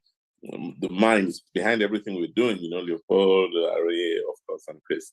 And what I just thought I would say is Chris is a very, it's one of the successful Cameroonian business people in America who was on President Obama's business advisory team. That was a position that we ought to have known, been proud of, tapped into. We never did. These are the kinds of things, and I just responded to this person saying, look, I'll talk to you about Chris because I can't do enough on while I'm in a conference. But I just thought I'd point that out. And you can see how the energy of his thoughts and the way he does things, and then coming and meeting with Ari and Leopold. I mean, these three guys their minds can blow up the world. But I'll leave it at that. Thanks, Chris. And look, Uncle B, Ben. Yes, sir. Ben, thank you so much. Thank you. You're welcome. Yes, let's keep going. Let's, and there are lots of others here. I hope they will also join us in the innovative things we have to do. One of the problems of the country we have now is its abhorrence of new ideas. Cameroon, the government we have now does not open up to new ideas, does not accept new ideas. And that's one of the fundamental things we're going to change. And it is with people like you and the rest of us that we're going to change it. Anyway, thanks. Thanks again. Yeah, thank you, Ben. Again, once more, let me emphasize that because we cannot overemphasize. But thank you. This is just the beginning of the work that we have to do in the next 4 months, and I'm appealing to anyone out there. If you would like to be involved, please. I just put our email info@projectcameroon.com. But I also put the link to the WhatsApp group. If you would like to join the WhatsApp group, let's join the WhatsApp group. It's going to, for the next 4 months, let me say this to anybody who is on the WhatsApp group, we will shut down the WhatsApp group and it's only going to be focused on this project. So please, we will not be sharing the gossips. If you have land to sell, that's not important at this time. What is important now is going to be our country. So it's going to be a dedicated WhatsApp group just for the next 4 months on this project. And only admins will be sharing information so that everybody can go to the WhatsApp group, and it's going to be an up-to-date information. It's going to be most relevant information. So that's how we're going to move forward. I see 2 hands up, and I want to give. So, Louisette, I know your hand has been up for a while. So I'm going to go first to Louisette and then to Marilyn. Marilyn, I didn't recognize your new name today. Yeah. So I just wanted to mirror the sentiment towards the music. I'm an energy worker, and the second I heard the music, I felt the energy of the intention. Our intention is the most powerful tool that we have. If we set our mind to do something, we can manifest. We can do so much better. If you can't, end a war by taking a gun or by sending support to the war. You won't end the war. But if you don't support the war, you don't participate, you put your energy towards love. Love is the biggest, most powerful thing that we can do to counter a negative energy. So the energy of the intention of that music, if all the Cameroonians start listening to this, the words, the power of our words, what we're creating, what are you creating today? If you're humming this tune, you're broadcasting your intention, and your intention is for a better Cameroon. This is a huge step to realizing what we're dreaming about. It's no longer a dream at this point. It's done. At this point, it's done. We just need to align to what we have created, because we have already created. It's done. There's no question about when, where, how. It's a matter of aligning to what is already here at this point. So this is a huge step. Thank you very much. Absolument. Harry, c'est très, très spirituel ce que Lusette vient de dire, et c'est vrai, c'est déjà accompli. Nous devons simplement nous aligner sur ce projet. Et c'est pour cela que nous disions depuis, Eric, toi et autres, que le processus est aussi important que l'objectif que nous voulons atteindre. C'est déjà réalisé, c'est fait. Merci, Lusette, merci. C'est profond. This is fascinating because I'm receiving a similar message from somebody who is Nigerian saying the same thing, and I'm just reading my WhatsApp group, and it says really talking about this must be a secret assignment that we're onto, and this is not just about Cameroon, but probably this is what Africa needs. And maybe we had to go through the travails and tortures of the last 65 years as to be able to get to where we are. But this is our awakening, the renaissance, so to speak, of Cameroon and maybe of Africa. Marilyn. Yes, hi everyone. And Are Ndua, it's my actual name, the main name. Oh, okay. Marilyn is a white man stuff, but you know. Okay. But right. anyways, again, I just want to say good morning, and I want to start by just congratulating Project C. I think it's amazing. As you guys know, I wear a couple of hats, and I do have a few of my people who are not quite happy that I'm engaging in Project C, because somebody said, for some reason, some people see Project C as a branch of Issa Chiroma for whatever reason, the messaging. So just so you guys be aware of that. Some people do see Project C, whatever messaging. So you guys can take that and try to reframe yourself, although you do support, you're not. But I do have some of my people, I wear my hats. But again, everybody knows that I'm a community builder, community organizer, and I support anything. I'm for Cameroon. You know, I'm for anything that's pushing Cameroon forward. I do support, and that's why I'm drawn to Project C. I really want to congratulate, especially the infrastructure that Project C is creating. That is the infrastructure that we need for change.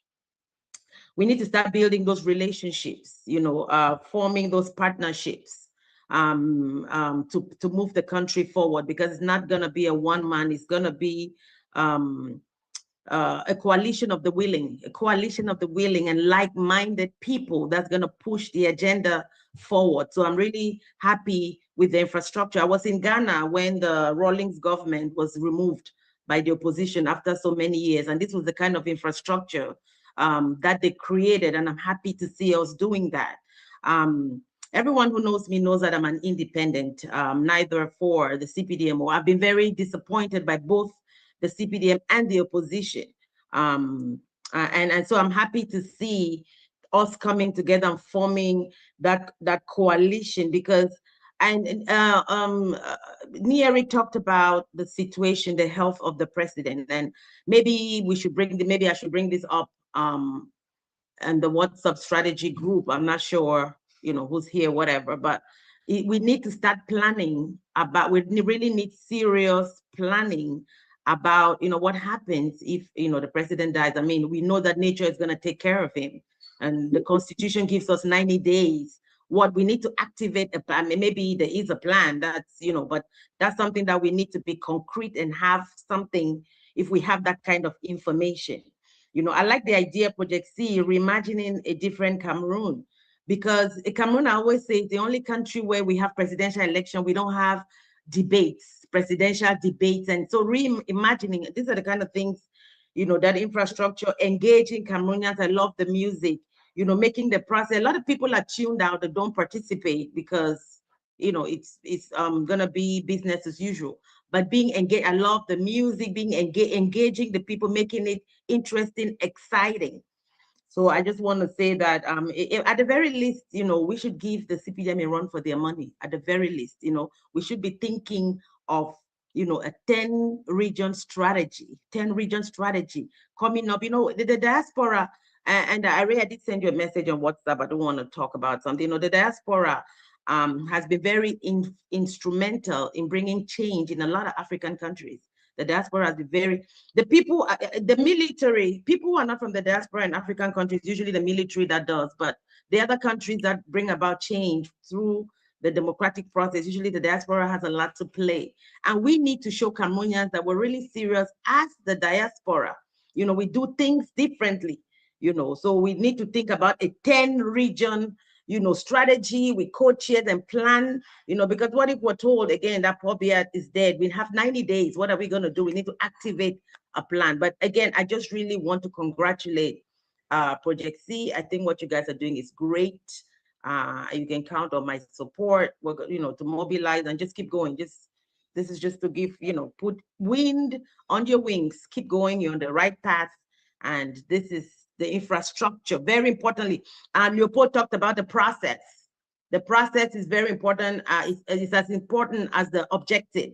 And this is the process we're talking about, those creating those partnerships, the coalition, the infrastructure. There's an infrastructure that's needed to bring about change. And this is what Project C is doing. And you go down in history as doing a very important. So thank you. Yeah, Array, if I may just piggyback on something Ma Ndua said. I told you, you just gave the title I was looking for. So, but thank you for that. Let me just add something that she talked about the diaspora. I really think we have to continue to call this out, right? The Cameroonian diaspora is still very divided. I'm yet not impressed compared to other countries.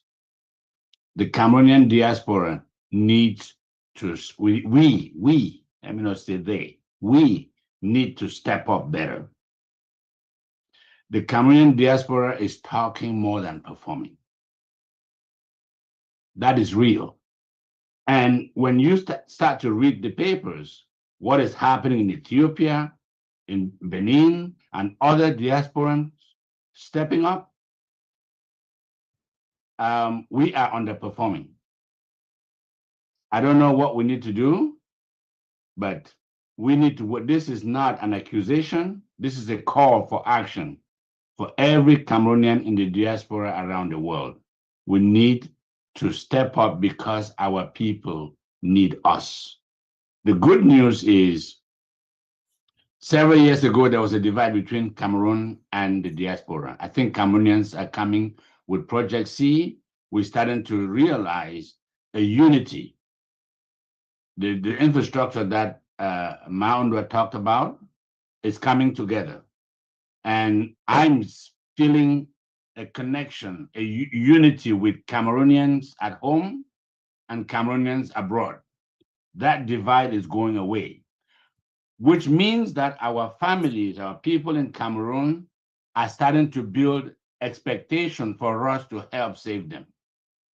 Now, if that unity is coming and diaspora does not step up financially, in other, intellectually, in putting this together, then we'll fail. But we're not going to let it happen, because I know Cameroonians in the diaspora have been frustrated. So this is not an accusation. This is saying, brothers and sisters, this is a new time. Your frustration that you've had,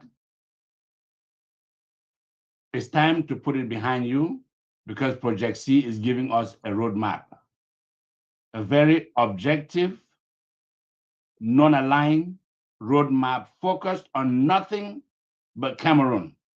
Most Project C people, we're not here because we want to be part of the government. We're not even experts in government. Even if you give me a role, I can't do it because that's not my expertise. And so most of us are here because we want to help bring change. So please, I'm calling on Cameroonians in the diaspora to put your frustrations behind and give Project C a chance. Give us a chance because we're taking a path that is far different than it's ever existed. But we need you. We need every Cameroonian in the diaspora. The last thing I will mention, if there's anything that I wake up and worry about our project, is money. Because at the end of the day, we have to talk money. This is a huge project for us.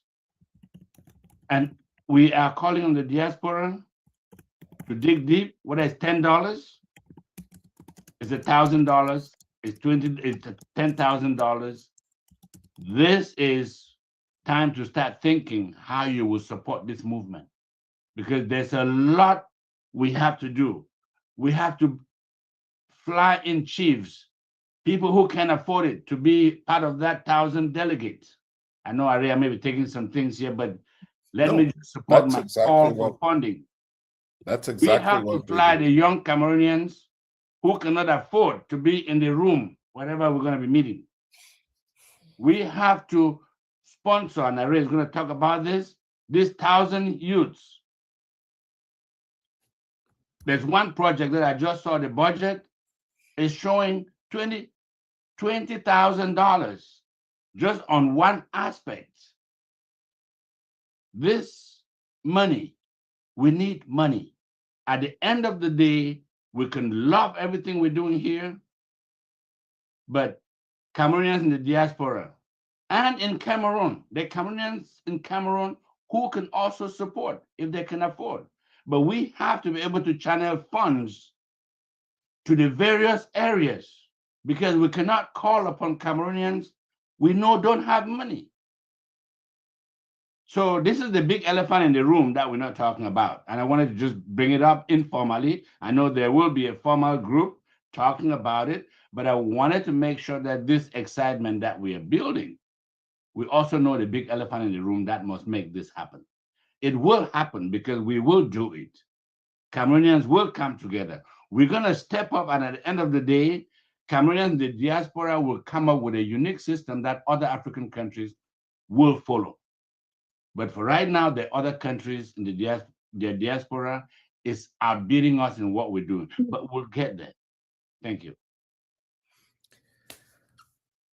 Léopold, juste pour appuyer ce que Chris a dit de très important, juste en marge de cela, la diaspora camerounaise, nous devons lui faire confiance, et nous, à Project C, c'est ce que nous sommes en train de faire, et c'est ce que Chris vient de rappeler. Nous avons besoin vraiment de cet appui-là.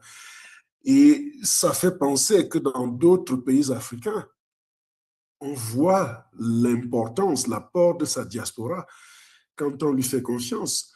Citons le cas du Bénin. En 30 jours, ils ont eu l'appel, les banques. Ils avaient besoin de 125 milliards de francs CFA. En 30 jours, ils ont levé 151 milliards de la diaspora du Bénin. Imaginons... Le Burkina Faso, non? Le Burkina, pardon, le Burkina Faso, sorry, merci, le Burkina Faso. Et la diaspora camerounaise, quand elle le voudra, et c'est ce à quoi nous l'invitons, elle doit se lever pour pouvoir prendre les choses en main, et c'est une question de confiance, et puis nous sommes en bonne voie, et Project C est le bon exemple pour cela, avec la transparence que nous affichons depuis l'année dernière, pendant la campagne présidentielle et autres, avec C'est-à-dire que il y a une responsabilité, une transparence dans tous nos processus. Merci, merci, merci, Chris. Et puisqu'on parle de la diaspora et le rôle que joue la diaspora, Léopold, je tenais quand même aussi à dire merci à la fondation, les deux fondations, Pacha Foundation et les Mo Foundation, qui ont organisé un voyage médical au Cameroun où plus de 3000 personnes se sont présentées. Ça s'est passé à Santa. Plus de 3000 personnes ces 3 derniers jours sont passés, organisés par la diaspora. Ils ont reçu plus de 3000 personnes et chacun qui est venu avec telle ou telle plainte est reparti avec des médicaments. I don't know if any of you knows this, but there's a major medical mission in Santa over the last 3 days. It ended today, actually. And each day they received about 3,000 people with medication, arranged by the leaders of these 2 foundations, which are based in the United States, the Pacha Foundation and the Mo Foundation. Just thought I'd throw that in as part of what the diaspora is doing, and we really need to call them out and be grateful to all those who are supporting those activities. Thanks, Eric. Before I pass the floor to Christian Tabising, I just want to emphasize again, I have put into the chat here the links to donate to the Project Cameroon. I was mentioning that in the last week, we have been investing in communications across the country. And even with the video that you just watched, there's payments that are going to be made in terms of mastering and mixing the music, the production of it to do. So there's a cost to all of this, the bloggers that we're working with, but we're also working with young people in Cameroon. I think we're beginning next week, we're going to start training a team of leaders from all regions of Cameroon. And I know Amindoa mentioned a 10-region strategy. This is a 30 million strategy. I mean, we have to think of Cameroon beyond the boundaries that we have put on ourselves.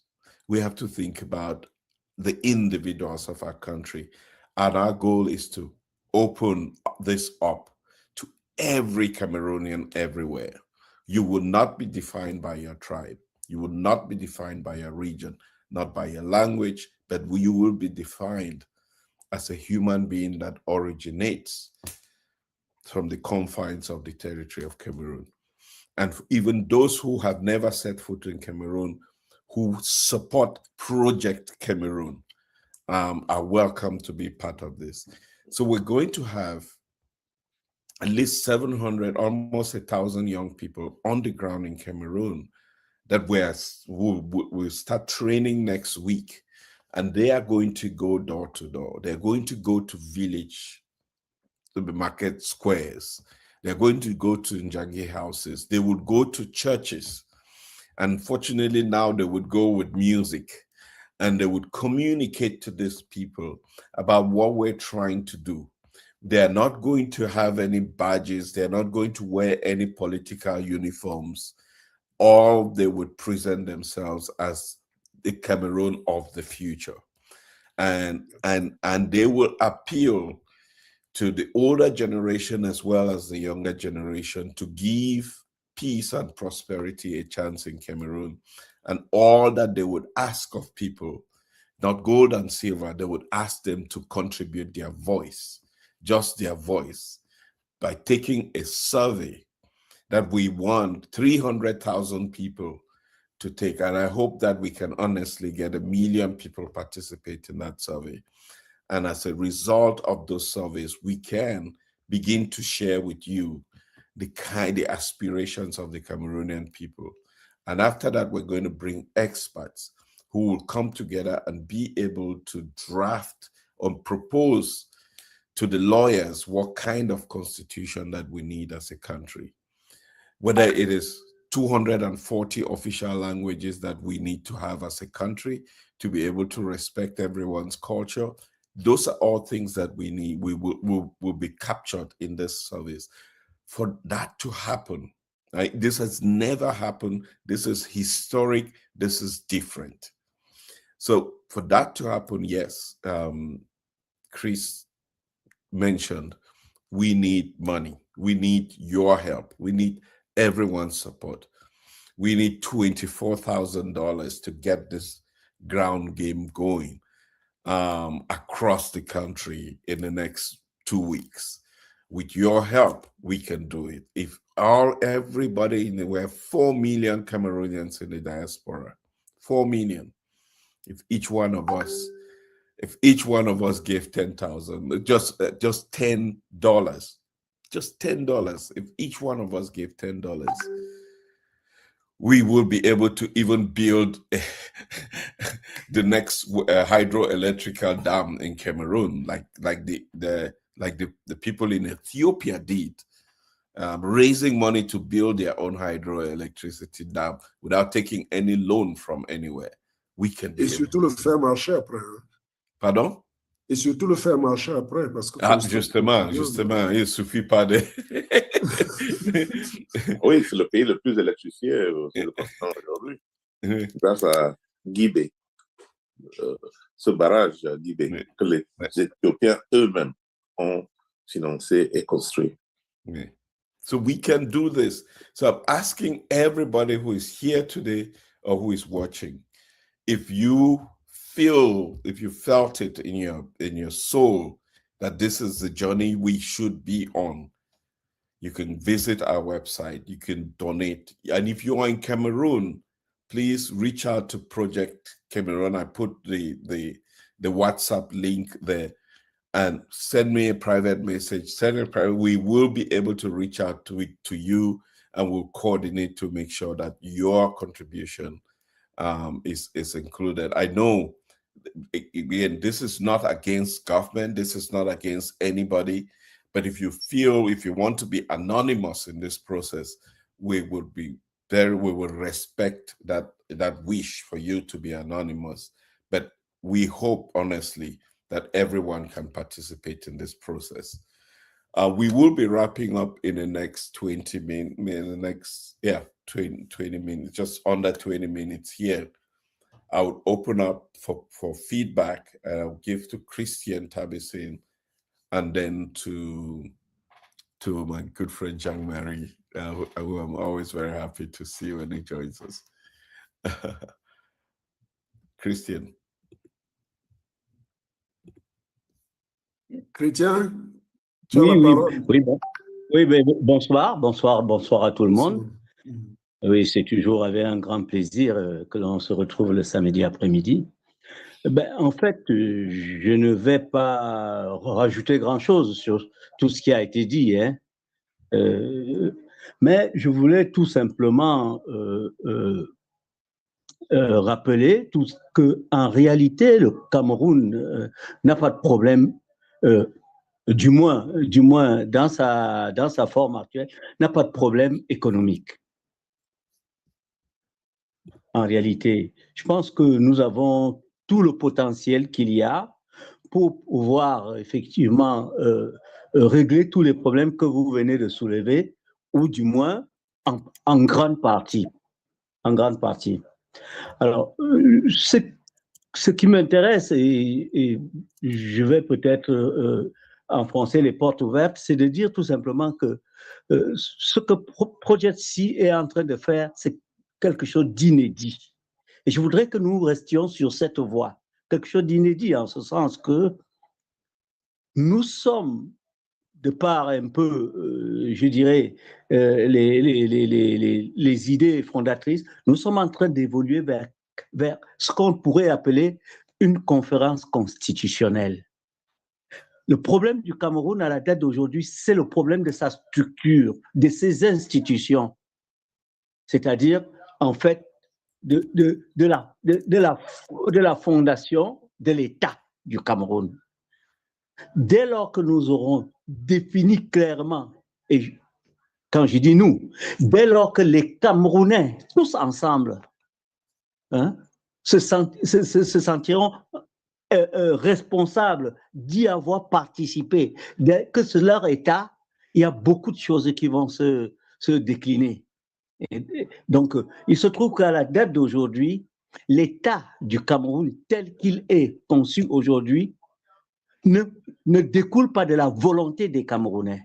Nous pouvons faire tous les projets économiques que nous voulons, nous pouvons faire tous les projets sur la santé, faire tout ce que nous voulons, dès lors que les Camerounais ne se sentiront pas concernés par tout ce qui est en train d'être fait. Nous allons continuer à vivre ce que nous sommes en train de vivre à la date d'aujourd'hui.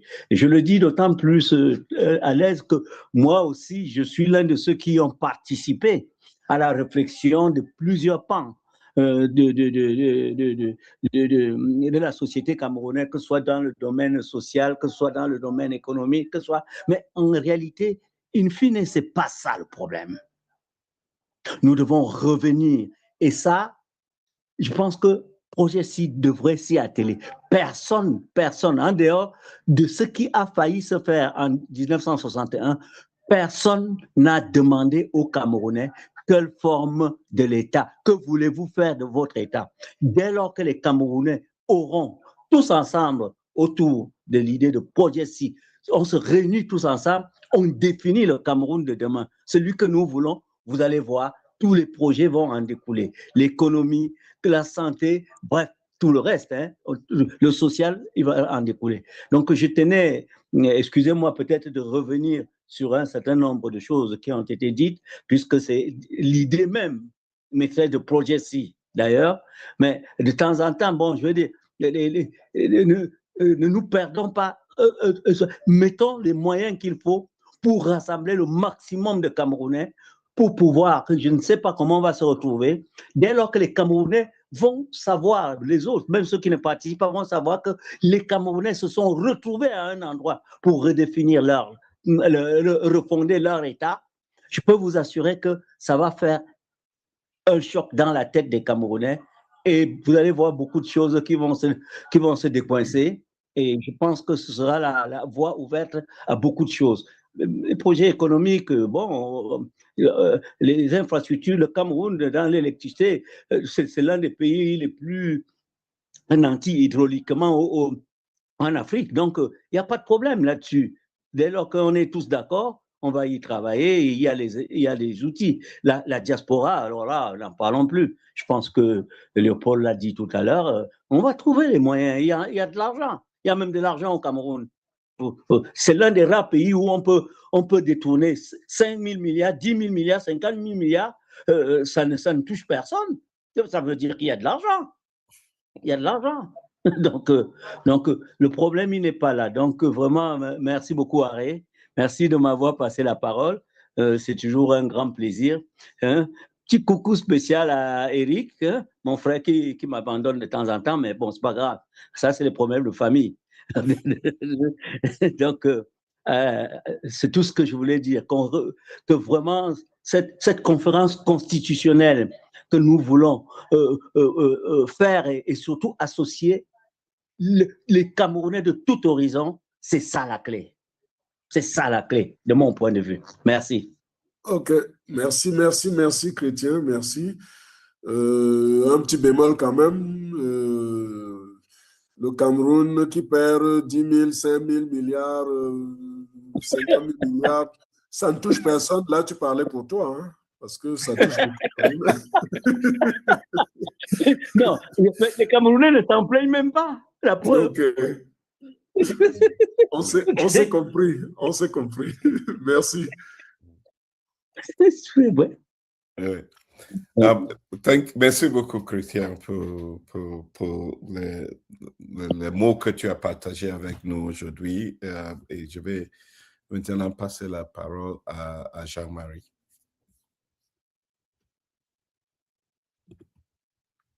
Jean-Marie. Oui, merci. Bonjour à tout le monde. heureux de participer à ce Zoom où des choses merveilleuses se disent. Et ça aurait été bien si nous provenions d'un pays normal. J'allais dire que ce serait quelque chose de fantastique. Mais comme nous ne sommes pas dans un pays normal, j'ai des larmes aux yeux en écoutant tout le monde. On sent la voix du cœur. Tout le monde parle avec beaucoup d'amour. Quand je réécoute Eric, et comme Chrétien Tabeting, qui on s'est vu il n'y a pas longtemps au Cameroun, je crois qu'il est au Cameroun, mais bon, ce n'est qu'une ambition, un rêve. Nous espérons qu'il devienne réalité. Et moi, je vais vous dire que nous n'avons pas en face des êtres normaux. Ça, je vous l'aurais dit. Ces gars-là, je ne sais pas. On ne peut composer avec personne de ce régime-là, sauf si certains font semblant de soutenir le régime alors qu'ils ne le soutiennent pas. Mais moi, de mes informations, on ne peut pas espérer quelque chose tant que ces gars sont aux affaires. Parce que la démarche conçue par Projet C, voulue et espérée, voudrait que nous soyons en position de pouvoir ou d'influencer les choses pour que cette ambition de mettre sur pied, de faire voter une nouvelle constitution soit appliquée. Mais ce n'est pas possible tant que ces gens sont aux affaires. Et pendant que nous travaillons sur ce projet, ils sont en train de préparer l'arrivée au pouvoir du successeur désigné, à savoir Paul Biya, avec son gouvernement. Ils sont en train de prévoir Maître Atanganji, Premier ministre, Maître des Durs, Bankui à la DGRE, et d'autres gens qui peuvent donc effacer tout individu qui peut broncher, que ce soit les Camerounais de la diaspora ou ailleurs. La DGRE va jouer dans son rôle d'effacer les Camerounais qui ont la tête dure comme les Haré, les Tchingé, c'est-à-dire que la DGRE va aller à l'étranger pour tuer les gens comme ils ont tué Punjawe et d'autres, et les Guérandi. Donc, voilà les stratégies. Ça fait que, en écoutant ce projet noble et ambitieux qui témoigne d'un Cameroun idéal, comme ce que tout le monde pouvait souhaiter, personnellement, je suis, je dirais pas dubitatif. Puis, ok. On te comprend très bien, Jean-Marie. Juste pour répondre sur cet aspect précis, c'est deux choses. Nous sommes dans le processus donc, de la convention constitutionnelle. Nous demandons aux Camerounais quel Cameroun ils veulent. Qu'est-ce qui leur convient le plus? On n'est plus dans les constats. Les constats sont faits. Ça, c'est la faisabilité et nous disons que nous pouvons le faire et nous allons le faire. Avoir un nouveau draft de la Constitution après dépouillement de tout ce que les Camerounais auront dit, des experts vont s'asseoir pour drafter une nouvelle Constitution. Le deuxième aspect que tu as soulevé et qui fait justement l'objet de ce doute-là,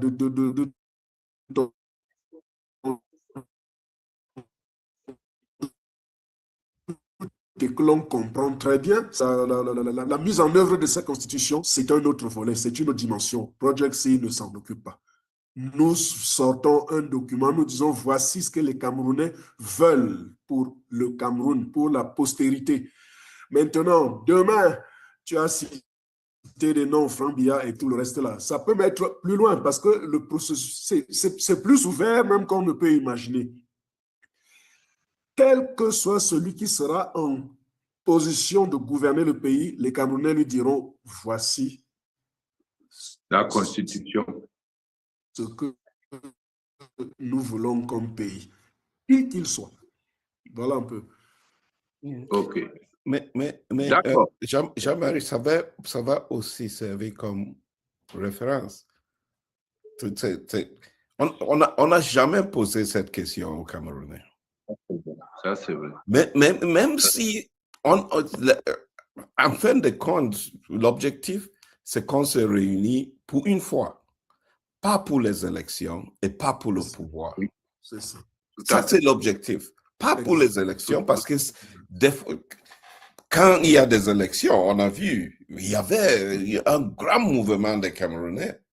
Mais cette fois-ci, ce n'est pas des élections qui nous intéressent. Ce n'est même pas le pouvoir qui nous intéresse. Ça peut être Franck Biya. Qui est au pouvoir, ça ne m'intéresse pas. On n'est pas intéressé à qui gouverne même le Cameroun. Ce qu'on est intéressé est donner l'opportunité aux Camerounais de réfléchir ensemble, de partager ensemble, de discuter, de se réconcilier, parce qu'il faut parler de ça. Ensemble, développer la vision qu'on veut, quelle nation que nous voulons. Ça peut sortir comme dans un papier, le messager. Ça va revenir aux Camerounais. Ça revient aux Camerounais de faire dans quoi il s'agit avec ce qu'on va leur proposer. Mais ça viendra des Camerounais, pas des politiciens. Ça viendra des Camerounais de tous les niveaux, pas les Camerounais qui sont au pouvoir. Tout à fait. Peut-être c'est nouveau, peut-être c'est quelque chose qu'on n'est pas habitué, mais je pense, je vais dire ça et je dis souvent ça. If you go to a dentist that you have pain in your tooth, yes, and the dentist gives you pain killers, and you come back every month or every 2 months and they give you painkillers, you have then, the problem is not the pain in your tooth. The problem is that there is decay in the roots of your tooth that needs to be replaced. This project, if we only focus on elections and who is in power, we'll be doing what we've done for 65 years. We're trying to do something different that will give new aspiration and independence, true independence to the Cameroonian people. That's what we're trying to do. And it's up to them. It is up to the Cameroonian people. I'm sure when the Andre Mbidas of Cameroon, the Omniobes, the John Guffontes were dreaming of an independent country, people must have said they were crazy. To come from nowhere, you have no guns, you have no money, you know, standard 6 school teacher to run a country. They would have thought that they're crazy. And so we may not have any power, we have no money, but what we're blessed with is God's given talent to think and dream of a new Cameroon. And that's our power. Et Jean-Marie, nous ne pouvons pas continuer ce combat contre ceux qui ne veulent pas le changement au Cameroun. Nous ne pouvons pas, si nous n'avons rien à convaincre les Camerounais. Il faut qu'on ait un travail déjà réalisé qui nous permette donc de pouvoir discuter avec la population, avoir une conversation avec les Camerounais, avant même de proposer quoi que ce soit à la population. Donc, moi, je crois que, enfin, c'est ce travail que nous sommes en train de faire en amont et on saura donc une fois avec un document qui réunit les idées des Camerounais, on saura donc, on passera aux prochaines étapes pour aller vers l'exécution ou l'implémentation de cette constitution. D'accord. Bon, voilà. Effectivement, si pris sous cet angle-là, je suis d'avis. Je suis d'avis avec vous. Je pense que on devrait évidemment mobiliser et consulter certains leaders. Tout à l'heure, Aré parlait d'André Marie Mbida. Il y a quelques souches qui sont encore là, même au niveau de l'UPC, mais il y a des partis corrompus, comme les bas Paul Biya aujourd'hui. Bon, quelle peut être leur contribution? Je pense que la raison trouve tout son être dans la mesure où tout ce qui a toujours été proposé, que ce soit la nouvelle, la fameuse révision là, elle a été faite par l'État. Donc, c'est une innovation. C'est une innovation que tout individu normal ne peut que souhaiter encourager, n'est-ce pas, et afin de faciliter et contribuer à l'aboutissement. On pourrait également s'intéresser à quelques magnats de la finance et de l'économie qui peuvent, pourquoi pas, contribuer au financement d'une telle opération. Il y a des gens ici qui font des dons pour des choses inutiles et qui pourraient bien financer une telle opération, pourquoi pas. Donc, je pense qu'il faut qu'on essaye de penser aussi à ce niveau-là. Je vais voir personnellement qu'est-ce que je peux proposer. Ça, c'est une dimension. Une dimension. Je voulais parler de la dimension marketing de l'opération, même si ici il ne s'agit pas de ce type de marketing-là, mais en montrant à certains acteurs de l'économie, certaines zones d'affaires, l'importance pour le Cameroun d'avoir une bonne constitution, ça leur permettrait de vivre désormais dans un pays où ils ne vont pas toujours crouler sous le poids des impôts, ils auront une meilleure justice qui défend de vivre dans un pays normal. De vivre dans un pays normal. Voilà, je pense qu'on peut trouver même les financements qui font problème. Merci beaucoup, Jean-Marie. Merci beaucoup, Jean-Marie. Thank you. Thank you. I want to open up to see if there's any other contribution from anyone else before we wrap up here today. No, Cardo just sent in some contribution. I just want to hear these ladies speak, because when they do, there's so much intelligence in what they say. Cardo, I know you had something, you said it, I read it. It'd be nice to hear your voices. No, I was just agreeing with Ari, because sometimes, it's not about the power. I think the more we mobilize in all regions, like everybody has said, the power comes with the people. So we're not looking for power, but once we get those people mobilized, educated, and they understand in the villages and around the urgency of what's happening, I think we get the power that can change things. So I'm totally agreeing. We can't just be solving the problems. To Ari's point, he described it so perfectly. I'm in the medical field. So you have to solve that root cause instead of just working on the symptoms all the time. If you keep treating the pain and you don't treat the infection, you're going to stay there. So we have to solve the underlying problem. The people are the ones who would solve that problem once they understand. Yeah, absolutely. The importance is so, yeah. Absolutely.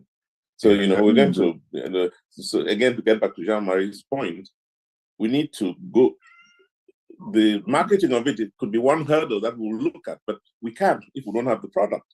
So let's have the product, have it clean, and then we now move to the next level. And it is that level that will ultimately take us to the new Cameroon we want.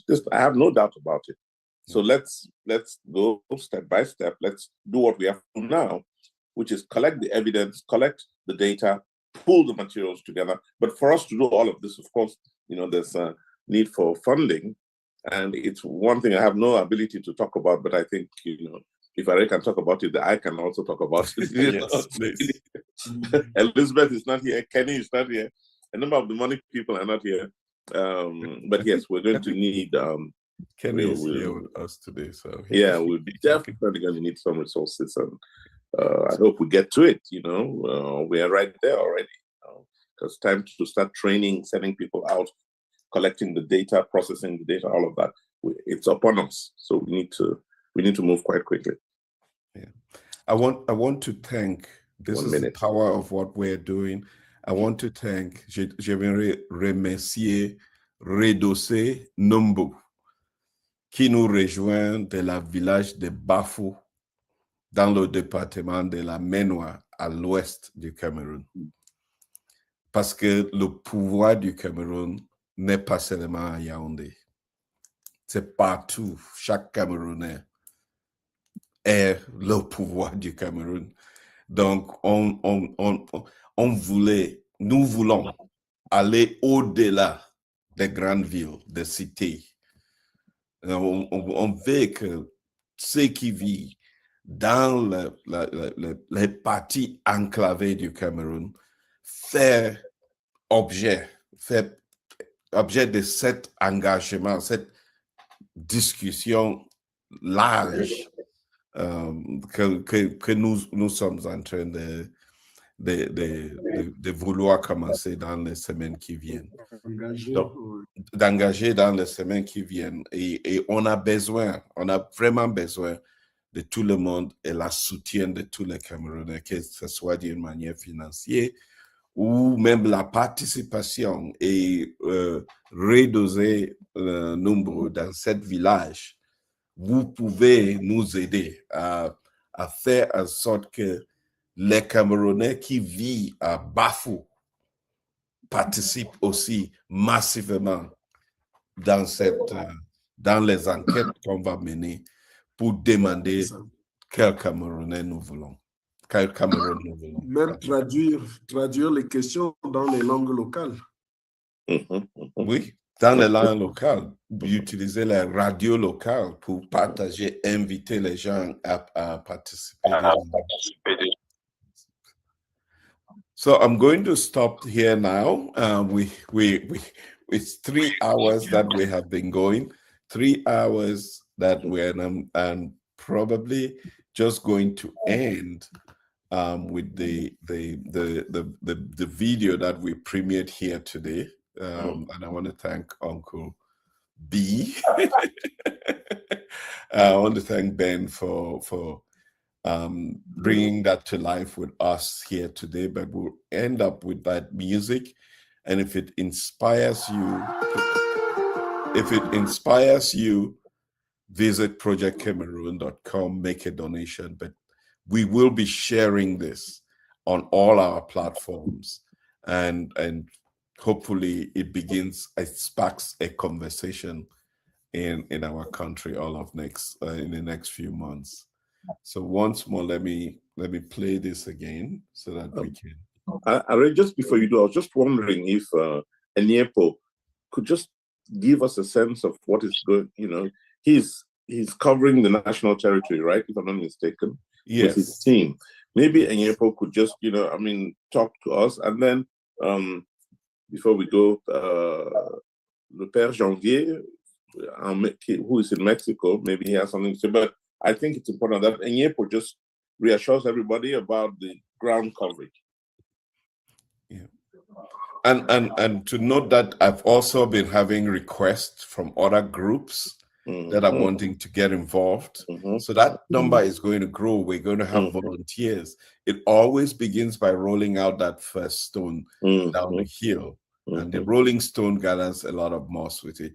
So when we talk about this, it's going to be thousands. It's going to be thousands of people across the country that will be doing this. So I don't know. I reached out to him to find out whether he wanted to share some thoughts. Okay. Yes, he's here. Okay. Yeah. Hello, everybody. Good morning, good afternoon, good evening from wherever you're playing this program from. It's once more an honor to be in the midst of great Cameroonians who are doing so much for our beloved country. Barrister Ari, I will sincerely appreciate, the great job you're doing.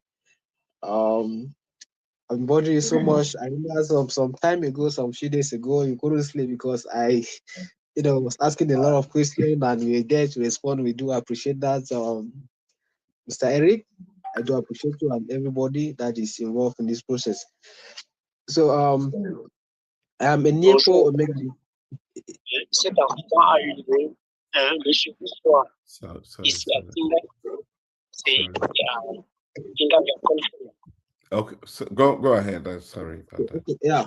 So as far as Project C is concerned, we are doing so much mobilization on ground to ensure that we get to all the 10 regions, to all the 58 divisions and all the 360 subdivisions in Cameroon, because we really want everybody to be part of this process. We want to hear from the farmers, we want to hear from traders, we want to hear from parents who sleep at night and wondering about the future of their children and all the like. So really want to get everybody involved, and sure, we have a team on ground, but I followed Kumleonat and other platforms where they've been sharing about Project C, and I've had people who be like, how can I be part of this? I really want to be part. So I've reached out to some of them to know how and their location so that we can equally incorporate them in the team and we work together to achieve, this journey together. So I think we are still open. Some people are attending this for the first time. Those that are in Cameroon, please do reach out to Barrister Are or any of the committee so that we can get connected and do this all together. So we are mobilizing, we are doing everything possible so that the project is felt across the Republic of Cameroon like none other. Yeah. Thank you very much, Eric. Thank you for reminding me to bring him up. Nyepo, thank you so much for all you are doing, and please don't worry, you never bother me. We're here to make this happen. So please reach out anytime. I would always find time to. Thank you. Yeah. This is going to or just on this call, I've had two other groups that have expressed, not individuals, but groups that we want to join, we want to be involved. Just so that you all know, in the last week we had 4 really popular bloggers carry the announcement of this campaign with videos, and this information we're sharing with you has reached millions of Cameroonians in the last week, because these were very popular bloggers, and you could see from anybody could go and you can see the questions that people are asking, the excitement that is generating, and how people are eager to participate in this. And that's the test of what people are yearning for something positive. So there we encourage people to, everybody, this is for everybody, join us, be involved. I don't know who else before okay, Père Janvier. Bonjour Alain, bonjour Eric, bonjour Christophe, bonjour Léopold, bonjour tout le monde. Il y a Chrétien là qui a levé la main depuis, c'est parce qu'il... Non, Chrétien a déjà parlé, bon, sa main est toujours debout. Donc je pense que premièrement, je voudrais remercier chacun d'entre nous afin que Yaoundé ne pense pas que les choses sont derrière nous, les choses sont encore devant nous. Ça fait plus de 5 mois que nous tenons le coup et nous sommes appelés à tenir le coup. Je suis très, très content de l'analyse que Aré a fait. Mais la question qui me taraude le cerveau, quel est le remède pour soigner le mal de Yaoundé? Donc, ça dit que comment les faire comprendre qu'ils sont sur un chemin, sur un mauvais chemin. Parce que ce qu'ils font aujourd'hui, ils peuvent croire qu'ils font seulement contre d'autres personnes. Mais c'est contre tous les Camerounais, même les enfants, même les petits-enfants. Et je crois que, comme je l'ai dit la dernière fois que j'ai eu l'occasion d'être ici, là, nous devons resserrer les rangs. Nous devons resserrer les rangs. Tous ces programmes que chacun est en train de faire, comme cette enquête qu'on va faire, il faudrait bien le diffuser, que les Camerounais soient au courant, qu'ils puissent faire un feedback afin que nous puissions savoir vraiment quel est le remède pour soigner Yaoundé, pas Yaoundé des malades. Quand je parle du pouvoir. C'est son pouvoir. Père Janvier. Oui. Merci déjà. Et la réponse est très simple. La réponse à ta question, quel remède il faut pour Yaoundé? Eh bien, c'est ce que nous allons justement demander aux Camerounais, chacun où il se trouve. À travers ces sondages, à travers les questions qui vont être posées, franchement, nous serons en mesure d'apporter des éléments de réponse à la question que tu as posée. Les Camerounais eux-mêmes diront quel est le remède qu'il faut. Pas que pour Yaoundé, mais en fait, c'est pour le Cameroun. Parce que dans la communication, il y a quelque chose de particulier. C'est qu'à force d'écouter quelqu'un, quand on écoute, on prend patiemment la peine d'écouter quelqu'un, dans sa plainte, en général, il donne des éléments de réponse à son problème qu'il pose. Donc, nous sommes confiants, les Camerounais vont donner les réponses à la question que tu as posée. Très importante, mais pas que Yaoundé, mais c'est en fait tout le Cameroun, parce que quelqu'un a dit quelque part que tant que Yaoundé respire, le Cameroun vit. Donc, je n'en dirai pas plus. Thank you very much, Leopold. Bon, merci. Je pense que on a compris ce que j'ai dit, qu'on doit se resserrer les rangs. Absolument, c'est clair. On doit se resserrer les rangs, diffuser au maximum le possible cette enquête afin que tous nous puissions répondre et qu'on puisse analyser, trouver la réponse. Merci, Ali. Absolument, Père. Merci beaucoup, Père Janvier. Pour répondre à toutes ces questions, on a cette vidéo qu'on va jouer, la musique, écouter le son, mais surtout le message. We'll play this one more time, and then after this, we'll to close. But before I go, I really want to thank everyone for being here today, for your contributions, for your support. We need your help. We need everyone, everywhere. Your contribution, no matter how small, even if it means that after this call, you call a friend and talk to them about this initiative and ask them to help one way or the other, even if they're in Cameroon, in the diaspora. We need everybody's help to be able to do this for our country, once and for all, for everyone, for the future. We have to believe in something different. And this is what we're asking you to do. Let's free ourselves from the shackles of this last 65 years. And we do that by rethinking Cameroon. I know that this is the most difficult part. It's not whether we can implement it. The most difficult part is if we can free our minds to believe in what we are doing. Exactement. I feel liberated. I feel very, very liberated because I have gotten to that point. There is no Yaoundé in my mind that can stop me to get to where I am. And if we could liberate ourselves, if everybody could liberate themselves, then it's not Yaoundé. It's Cameroon. It's our future that we're seeking to build. That's what we need from with this. And that's what we play in this music. And we will come back here next week with even more information. But please join the WhatsApp group. Donate on our website. All through this week, we will be communicating so that by the time we get to next week, when we're launching the survey next week, we'll launch the survey here next Saturday. And that will be fascinating. And we'll have our people on the ground working, but we need everyone's help. Eniepo, you have your hand up. Do you have an announcement to make? Yes, Senator, I have something to say. Tells me, Senator. Have all titles. Yes, go ahead. Yeah, I just want to request that those the groups you're talking about or individuals that might have reached out to you, you can please connect us so that we build a team ahead of the launching officially. Yes, we are going to begin training next week. So the leaders of those groups will be part of the training.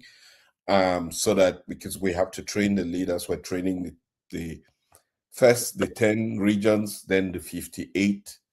Exactly. 58 divisions, and then those 58 would go now and do the training for the 360 subdivisions. That's the plan. It's happening, my people. It's happening. So get involved. So I will end here with this music and yeah.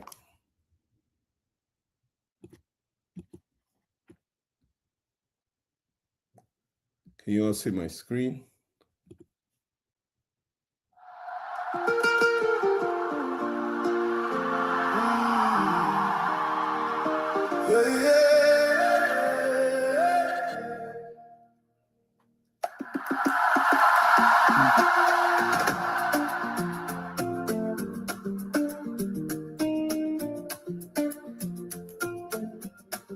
For decades, Cameroonians have watched us hope slip through our fingers. Decisions about our future made behind closed doors. Our voices drowned out by power and politics again and again. We have been told who we are and what we must accept. Cameroon's destiny has been shaped by others. Cameroonians are waking up and demanding change. What kind of country do we want? What makes us Cameroonian?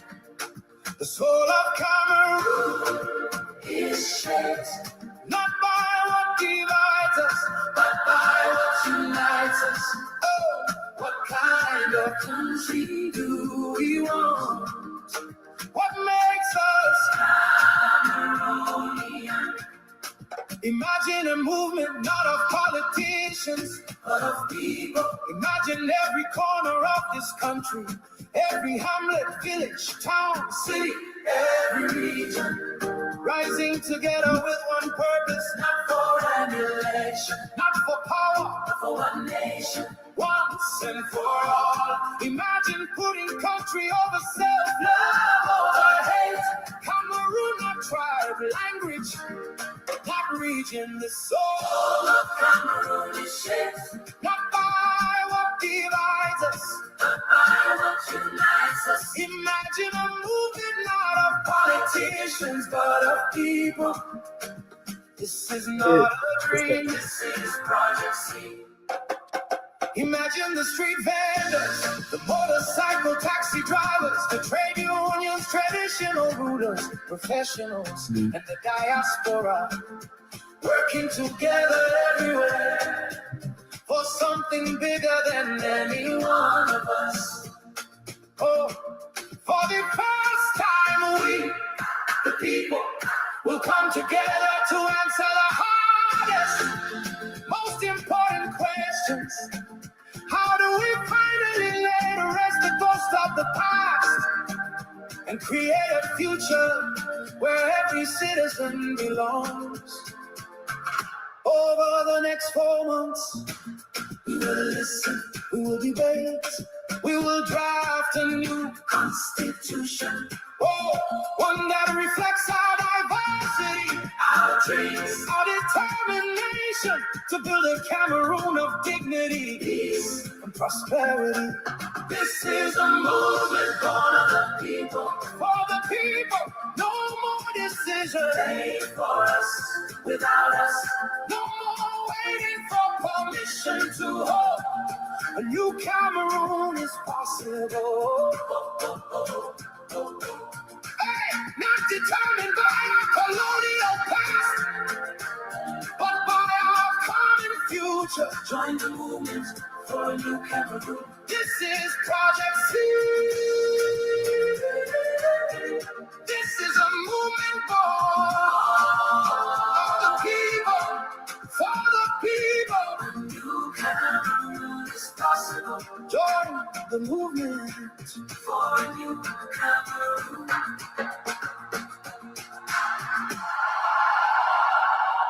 Join the movement for a new Cameroonian.